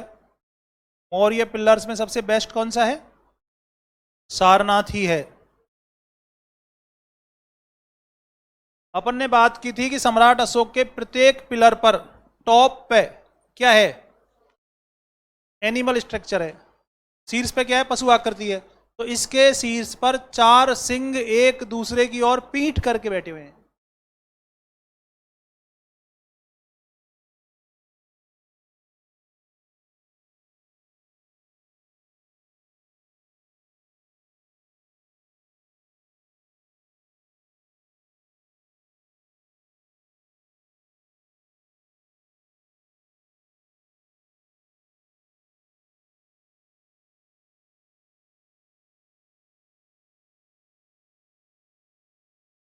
तो अपन पहले एक बार ये सारे पिलर्स देख लेते हैं ना, इसके बाद अपन सारनाथ स्तंभ का स्ट्रक्चर अलग से देखेंगे। क्योंकि ये सारनाथ स्तंभ की जो वो वृत्ताकार चौकी है, उसके ऊपर के टॉप का वृत्ताकार चौकी से जो, अरे वो राउंड टेबल है ना, उस पर बैठे हैं ना 4 पशु, उससे ऊपर का जो हिस्सा है राउंड टेबल का, जो टॉप वाला हिस्सा है, वही तो भारत का राष्ट्रीय प्रतीक है, अशोक स्तंभ, जो चिल्लाते रहते हो तुम। तो उसको अलग से देखते हैं अपन, है ना। पहले अपन बाकियों की बात कर लेते हैं। नंबर 2 पे है सांची। सांची कहाँ पे?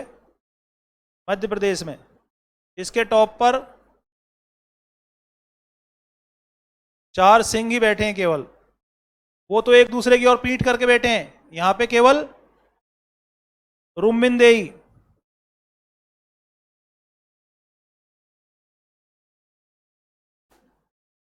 रुम्मिनदेई कहां पे? नेपाल में। यहां से क्या मिला है? घोड़ा।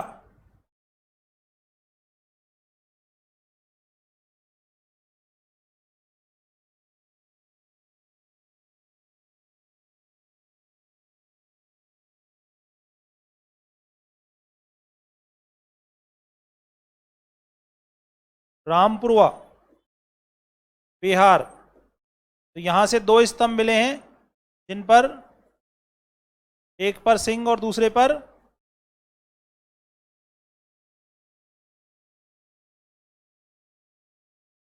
वृषभ आकृति। नंदी, शिव जी का बैल है।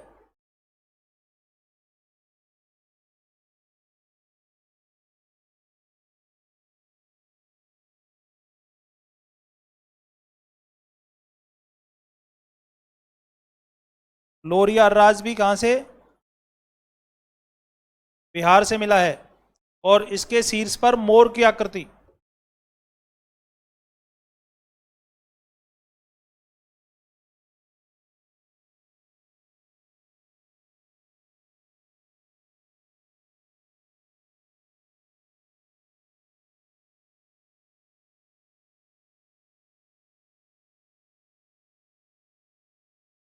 लोरिया नंदनगढ़, बिहार।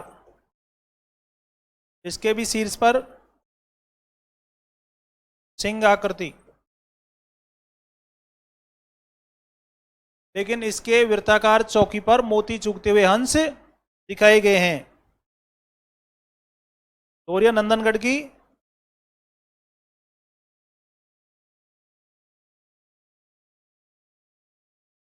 वृत्ताकार चौकी पर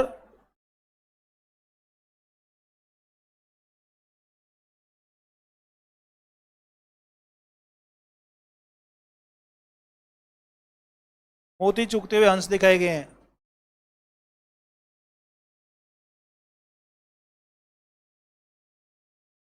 संकिया या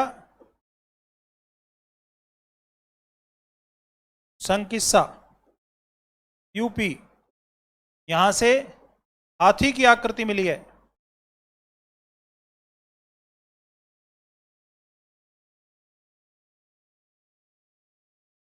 और आखिरी है बसाड़ या बखीरा या कोहलुआ।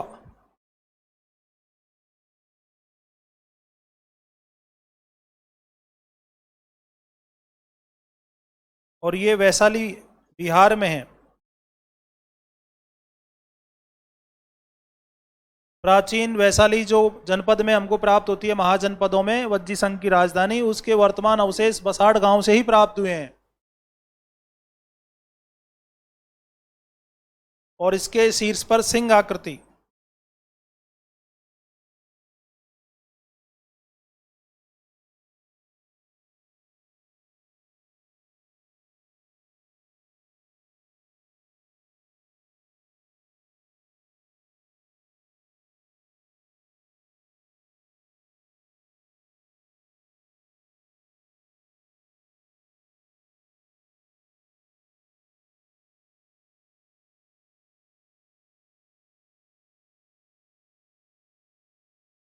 बना दिया ये सब। अभी मैंने आपको कहा कि सम्राट अशोक से पहले भी महाभारत के क्या प्रचलित थे?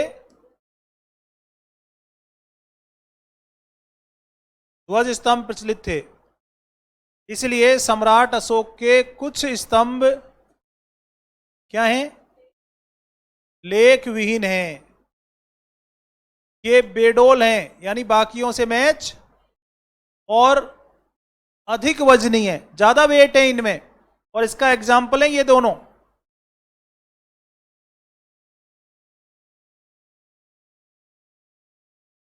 सम्राट अशोक के अधिकांश जो अभिलेख हैं उन पर इंस्क्रिप्शन है या नहीं है?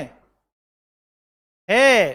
केवल कुछ ही उसके स्तंभ हैं जो जो विदाउट इंस्क्रिप्शन है। और शायद वो महाभारत के, पहला कारण वो विदाउट इंस्क्रिप्शन है, उन पर कोई लेख। दूसरा, वो बेडोल हैं, बाकियों से मैच नहीं करते। तीसरा, उनमें ज्यादा वेट है। सम्राट अशोक के स्तंभों में टॉप पे हमको क्या मिला है? एनिमल स्ट्रक्चर मिला है। इसमें हाथी कहां से मिला है?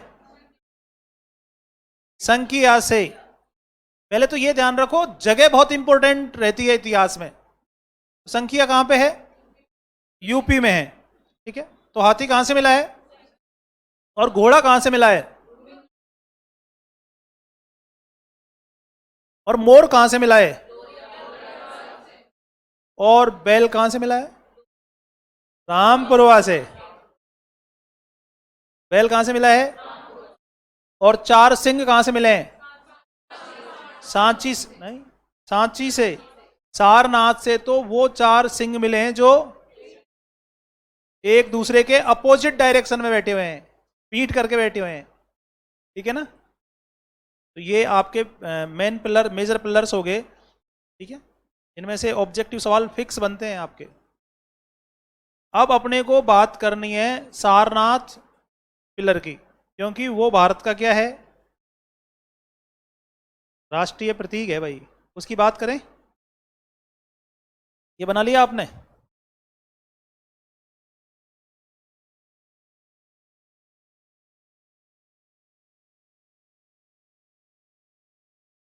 किसी भी तरीके से संभव है क्या 2-3 क्लास में मौर्य आर्ट हो जाए? ऐसे हो सकती है? फिर फुली एफिशिएंसी वाली क्लासेज होती हैं ये। और ये मेरा दुर्भाग्य है कि मैं आजकल सुबह से लेकर शाम तक ऐसे ही पढ़ा रहा हूँ। तो इतनी भयानक स्थिति हो जाती है 10 घंटे क्लास की कि बस। और इनको इस प्रजाति को केवल ये याद करना है, फिर भी इनके पास बहानों की एक पूरी लिस्ट है कंप्लीट। जीवन के बेशकीमती समय को ये कैसे बिता रहे हैं? बहाना बना के कि आज तो गर्मी बहुत है, नहीं तो थोड़ा डॉन राजकुमार आराम कर लेते हैं, ऐसे है। और एक और दिक्कत है, एक दिन नहीं पढ़े तुरंत ये डिमोरलाइज हो जाते हैं, लो फील करने लग जाते हैं। आजकल एक नया शब्द है, लो फील कर लेते हैं। एक ही दिन नहीं पढ़े और लो फील कर लेते हैं, और 2 दिन पढ़ लें तो हाई फील कर लेते हैं कि अब मैं जमाने से ऊपर हूं और पूरा जमाना मेरे नीचे है, ऐसे।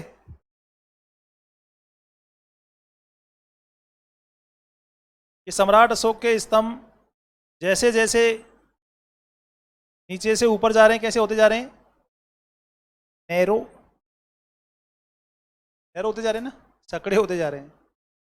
अब यहाँ देखो, मैं ड्राइंग का स्टूडेंट नहीं रहा कभी भी, मैं स्टूडेंट रहा फिजिक्स का। मेरे को क्या है, वो आते हैं फॉर्मूले। ये ड्राइंग बनाना प्रज्ञा को आता है, क्योंकि इसने नीट दिया है बायोलॉजी से। ये बढ़िया बना सकती है कि उल्टा कमल कैसे बनेगा। मेरे से तो जैसा बनेगा वैसा तुम देख लो, क्योंकि हमको फिजिक्स में सिखाया गया कि आकृति कैसे भी बनाओ, लेकिन उसका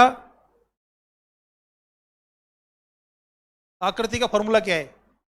अरे उसका नामांकन वो सही हो ना। अब लाट ये है, यहां ऊपर नहीं बन सकती लाट, तो ये जमीन में गड़े हुए हैं, खींच दी ना रेखा। और ये क्या है? लाट। तना यही तो है, पेड़ में तना नहीं होता क्या? तो वो। और अब अपन बनाएंगे क्या? उल्टा कमल, ऐसे मान लो। सीधा बना दिया क्या? मान लो नहीं, उल्टा है।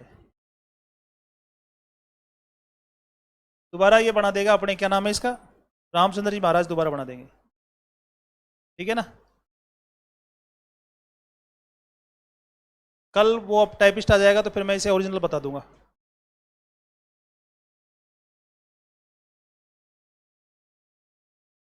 राजस्थान में एक लोक देवता है,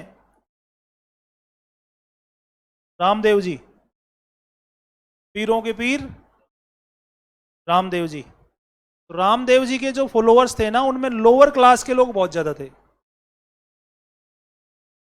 रामदेव जी के जो फॉलोअर्स हैं उनमें लोअर क्लास के लोग बहुत ज्यादा हैं। तो इसलिए राम सा पीर के लिए कहावत प्रचलित हो गई कि रामदेव को मिले सो डेढ़ ही डेढ़। समझ रहे हो मैं क्या कहना चाह रहा हूं? रामदेव जी के बारे में कहावत क्या है, तो वो मेरे ऊपर भी लागू है। मेरे को सब ऐसे ही मिलते हैं। एक नमूना छांट के लाता हूं। और अब मेरे को मौर्य आर्ट पढ़ानी थी, और टाइपिस्ट अंकल आंख फुड़ा के बैठा है, अभी आया तो था, सर सच में देखो आंख ही फूट गई है। वो लोग इतने झूठ बोल चुके होते हैं कि वो शेर आया और एक दिन, इसलिए हाँ वही रेडिया सच में आ जाता है और लोग नहीं जाते हैं। तो ये जो अवांगमुखी कमल है, इसके ऊपर वाला हिस्सा जो है, वही तो अपने राष्ट्रीय प्रतीक है। अचूक स्तंभ है, अशोक स्तंभ है। ज्यादा कैसे सुनने लग गया मैं आजकल।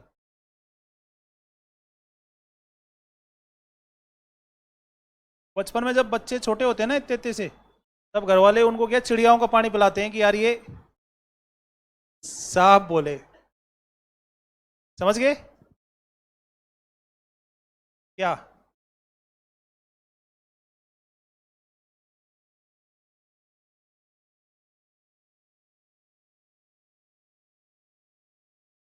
है ना किरण? तो इसे किसका पानी पिलाया था?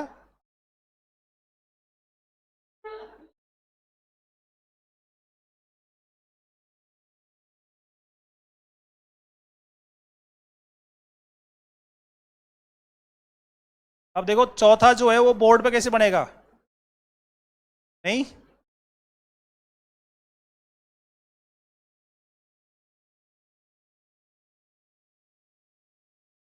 अब देखो अभी अपन 4 शेर बना रहे हैं जो एक दूसरे की ओर।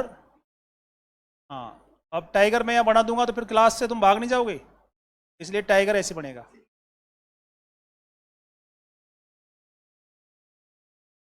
टाइगर बना रहा हूँ मैं, ये क्या है? अभी जिम कॉर्बेट देख के आया था मैं पिछले महीने जनवरी में, टाइगर। तो ये क्या है? टाइगर है, ठीक है। और इस टाइगर के गले में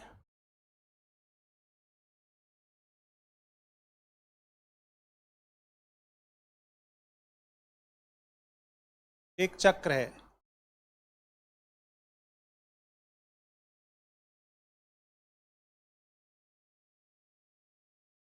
अब इसमें ये वृत्ताकार चौकी से यहां वाला ऊपर वाला हिस्सा अपना राष्ट्रीय प्रतीक है। तो इनमें से बताओ, देखें अशोक चक्र कौन सा है? कांता तुम बताओ। चक्र एक तो ये रहा और एक ये रहा, 2 चक्र दिखाई दे रहे ना आपको? मैं दोबारा से क्लियर करता हूं, आप सुनो एक बार, सभी से लोग सुनो, ठीक है ना? ये जो ये गोले दिखाई दे रहे हैं आपको वृत्ताकार चौकी में, जो ये चक्र दिखाई दे रहा है, इनके बीच में 4 पशुओं को गतिशील अवस्था में दिखाया गया है। और आपको इनका नंबर याद करना है, क्रम। आपको इनका क्रम याद करना है, ऐसे याद नहीं कर सकते आप अपनी मर्जी से। तो ये जो वृत्ताकार चौकी है, इसके बीच में जो चक्र हैं 4, इनके बीच में 4 पशुओं को, अब ये सर्किल है ना, गोल है ये, तो ये गोल वृत्ताकार चौकी है। अगर ये राउंड है तो इसको आप अगर इधर से देखोगे और उधर से देखोगे तो ये बदली हुई दिखेगी ना? अरे इसको आप दोनों साइड से देख सकते हो और ये हर बार बदली हुई दिखेगी। तो ये जो राउंड जो टेबल है, इसमें 4 चक्र हैं और उनके बीच में 4 पशुओं को गतिशील अवस्था में दिखाया गया है। और सिंह से शुरू करना है अगर आपको, ध्यान रहे, अगर आप इधर सिंह से शुरू कर रहे हो तो आपको ये खत्म करना है हाथी पे।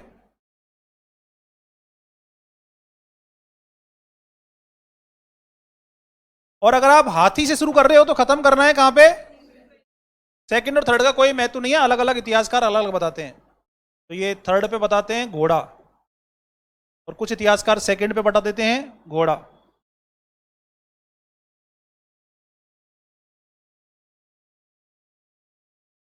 क्लियर? ये जो राउंड टेबल है, वृत्ताकार चौकी है, इसके चारों ओर, इसके बीच में 4 चक्र हैं और उनमें 4 पशुओं को गतिशील अवस्था में दिखाया गया है, चल रहे हैं वो स्पीडली। उनमें पहला क्रम आप अगर सिंह से शुरू करेंगे तो, और अगर आप हाथी से शुरू करेंगे तो। क्लियर? ये वृत्ताकार चौकी वाला, ये राउंड टेबल से ऊपर का हिस्सा हमारा राष्ट्रीय प्रतीक है क्या? अशोक चक्र। इसे तो अशोक स्तंभ बोलते हैं, बाकी ये तो पूरा है। सारनाथ थोड़ा स्तंभ है ना ये, लेकिन इसमें यहां से ऊपर वाला हिस्सा हमने लिया है सरकार ने। अब मुद्दा ये है, सारी बातें समझ गए आप? अभी ये देखेंगे ये 4 जो पशु हैं किसे रिप्रेजेंट कर रहे हैं, इनकी अलग बात होगी। क्रम पता चल गया? तो सारनाथ स्तंभ की राउंड टेबल पे जो 4 पशु बताए गए हैं उनका क्रम बताएंगे आप मुझे? बोलो। सिंह, वृषभ, घोड़ा और, या फिर, ये क्लियर हो गया सबके? अब मैं कांता से पूछ रहा हूं कि हम सब, ये तिरंगा रहा है ना, इसमें ये जो व्हाइट कलर पे आपको अशोक चक्र दिख रहा है, वो ये है या फिर ये है? कांता, कैसे पता चला?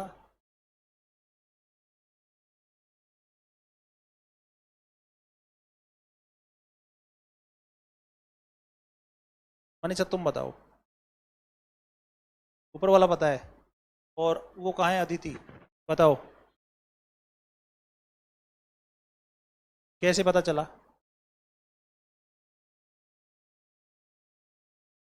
जिज्ञासा? नहीं,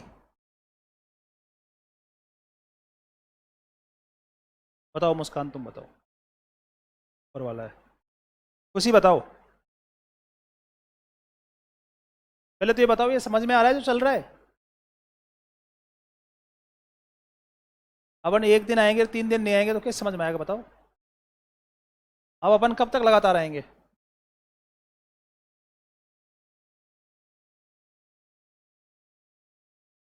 हाँ अंजलि, ये पता चल रहा है क्या चल रहा है? और अब कितने दिन आएंगे लगातार?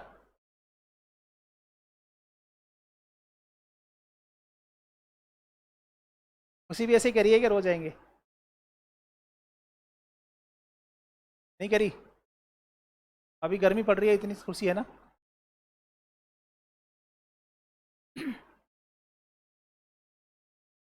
जिनके पास समय होता है उनको खुशी कहते हैं, खूब समय है, कोई दिक्कत वाली बात नहीं है।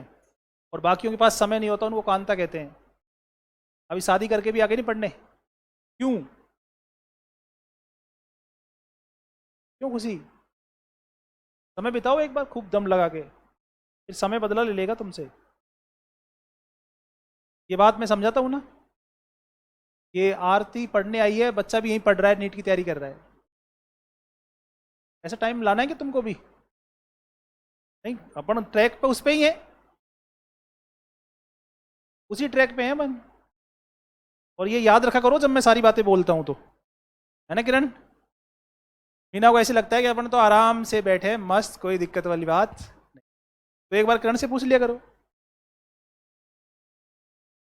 तो जिनके पास समय होता है वो समय की वैल्यू नहीं समझते, और तुम्हारी गणनाएं मतलब 100 टाइम फेल हैं।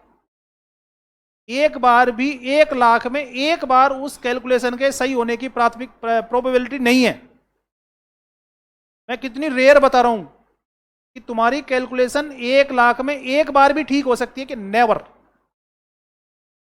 कैलकुलेशन करते हो ना तुम लोग, ऐसा कर लेंगे तो वैसा कर लेंगे, वैसा कर लेंगे तो तैसा कर लेंगे, तैसा कर लेंगे तो पैसा कर लेंगे। उसको हम इतिहास में वन शॉट खत्म करते हैं। अगर चाची के मूंछ होती तो उस, अगर बुआ के मूंछ होती तो हम उसको चाचा नहीं कहते?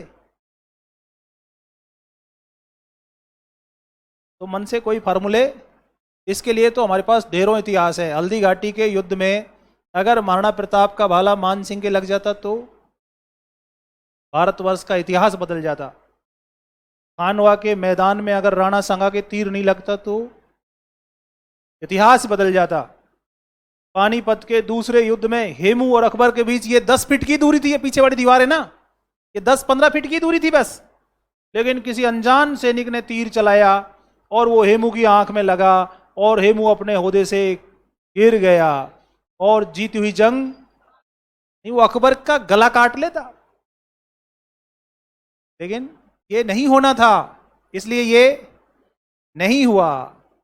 स्टालिन और ट्रोटस्की, लेनिन की मौत के बाद सोवियत यूनियन में जब गृह युद्ध हुआ कम्युनिस्टों के बीच, तो स्टालिन और ट्रोटस्की के बीच जब फाइनल जंग होने वाली थी तो ट्रोटस्की बत्तख का शिकार करने चला गया।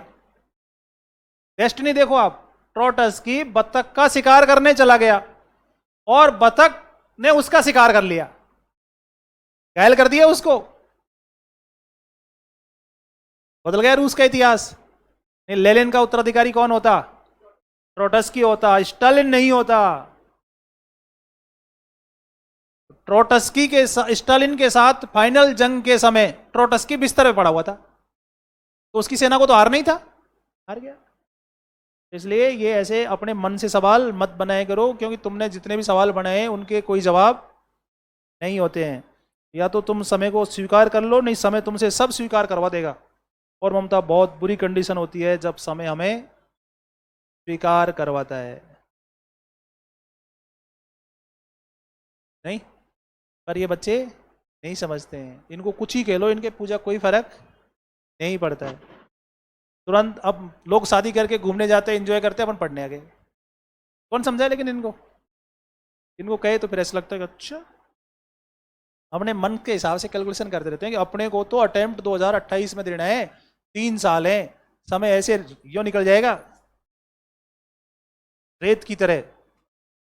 मैं बच्चे जब शुरू करता हूँ ना, तब बच्चे देखते हैं यार 6 महीने कैसे बीतेंगे, और मैं इस तनाव में रहता हूँ कि यार ये कोर्स 6 महीने में कैसे कराऊं। एक ही इंटेंशन है ना, एक ही बात पे काम कर रहे हैं ना।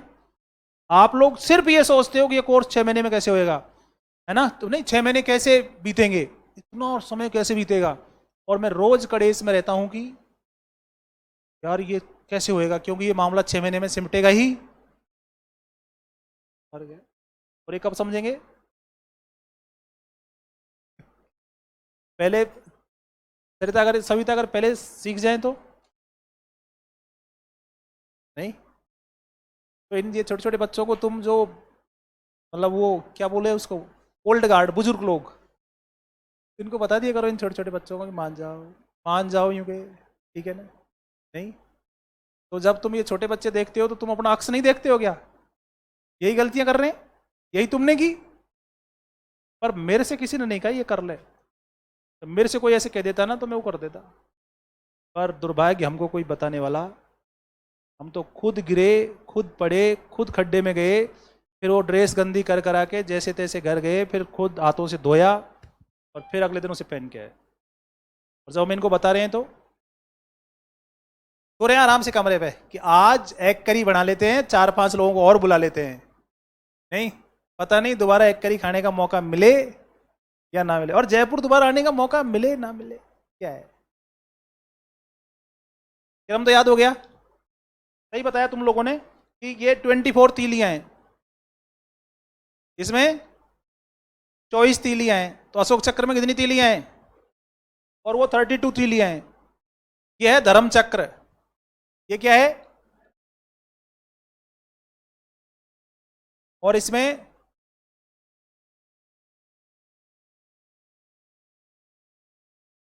और ये क्या है?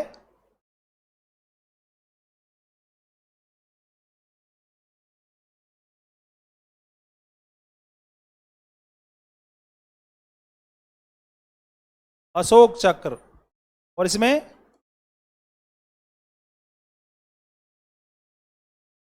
24 तीलियां हैं।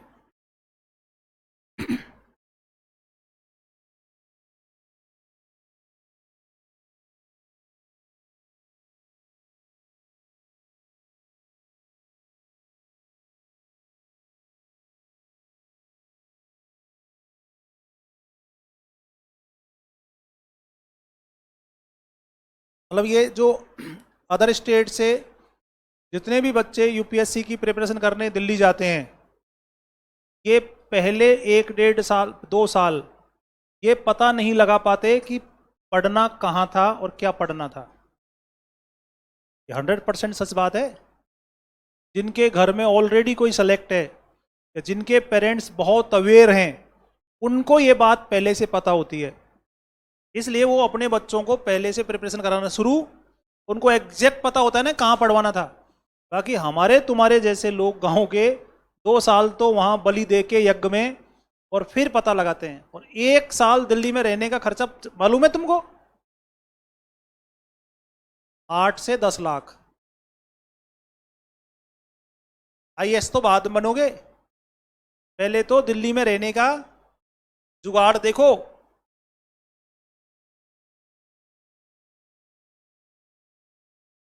फिर राजस्थान में ये एजुकेशन इतनी ज़्यादा डेवलप, जयपुर की इंडस्ट्री इतनी डेवलप क्यों नहीं हुई? क्योंकि इन्होंने 3rd grade, 2nd grade, 1st grade पढ़ाई है 5,000, 10,000, 15,000 में।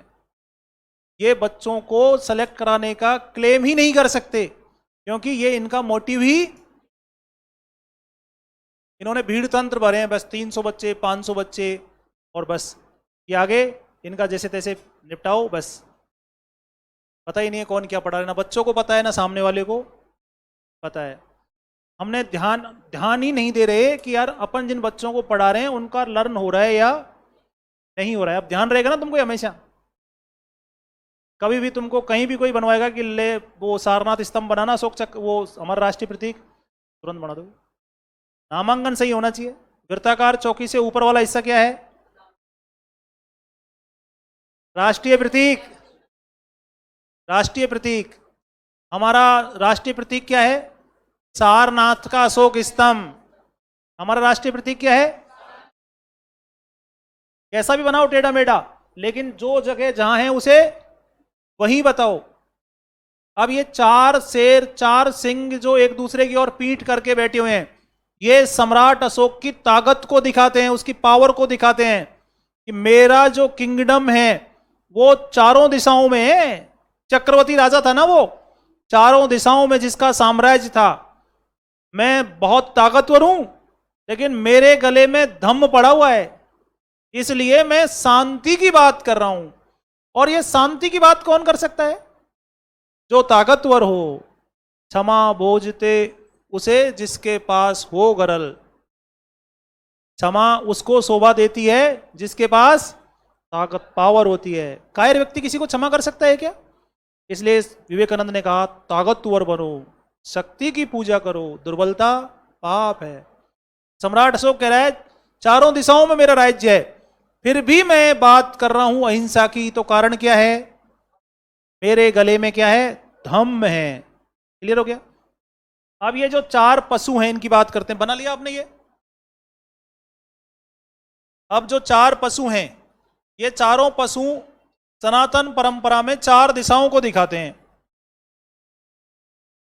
ये चार पशु हमको सनातन परंपरा में चार अलग अलग डायरेक्शन को दिखाते हैं। जैसे घोड़ा जो है वो दक्षिण को दिखाता है, और सिंह जो है वो उत्तर को दिखाता है। नॉर्थ डायरेक्शन को क्या दिखाता है? सिंह। और साउथ डायरेक्शन को घोड़ा। और पश्चिम को वृषभ। और भारत में हाथी कहां पाए जाते हैं? ईस्ट में। एक तो ये जो चारों पशु हैं ये चारों डायरेक्शन को दिखा रहे हैं, पहली बात तो ये हो गई। दूसरा, ये हमारे वैदिक काल के कुछ सिंबल भी हैं। हमारा जो वैदिक एरा है उसमें भी ये सिंबल हैं। जैसे वृषभ जो है वो अरे उपजाऊपन का प्रतीक है। खेती किसकी सहायता से होती थी? कृषि का प्रतीक है।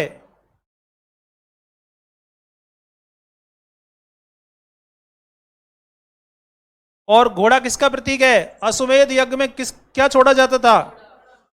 तो ये राज्य विस्तार का प्रतीक है। और सिंह किसका प्रतीक है? शक्ति का, पावर का।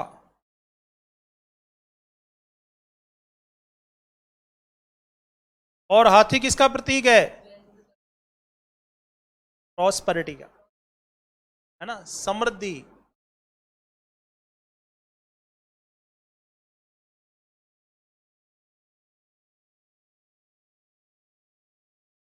तो हमारे जो ये चार पशु हैं ये हमारे सनातन परंपरा में दो तरीके से हैं। एक तो ये डायरेक्शन को दिखाते हैं, दूसरा ये वैदिक सिंबल को दिखाते हैं। लेकिन क्योंकि ये सारनाथ के राउंड टेबल पे बने हुए हैं, तो ये महात्मा बुद्ध की जीवन घटनाओं को भी दिखाते हैं।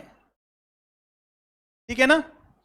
महात्मा बुद्ध शाक्य कुल के क्षत्रिय थे, इसलिए वो सिंह। तो ये बुद्ध का शाक्य कुल को दिखाना है। बौद्ध धर्म में सिंह का मतलब क्या है ना, बुद्ध का क्षत्रिय होना।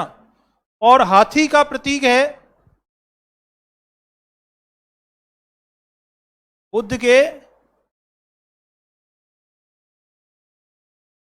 जन्म का प्रतीक। बुद्ध जब गर्भ में थे तो उनकी माताजी को सफेद हाथी दिखाई दिया था ना। और घोड़ा जो है वो महात्मा बुद्ध के गृह त्याग का प्रतीक है।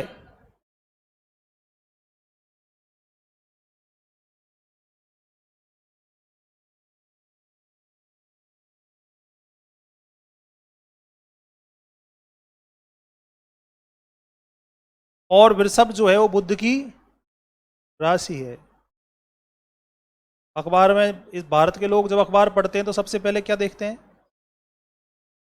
आज का राशिफल देख लेते हैं, है ना, कि होरा में क्या लिखा हुआ है। तो आज की राशि में क्या लिखा हुआ था पर क्या?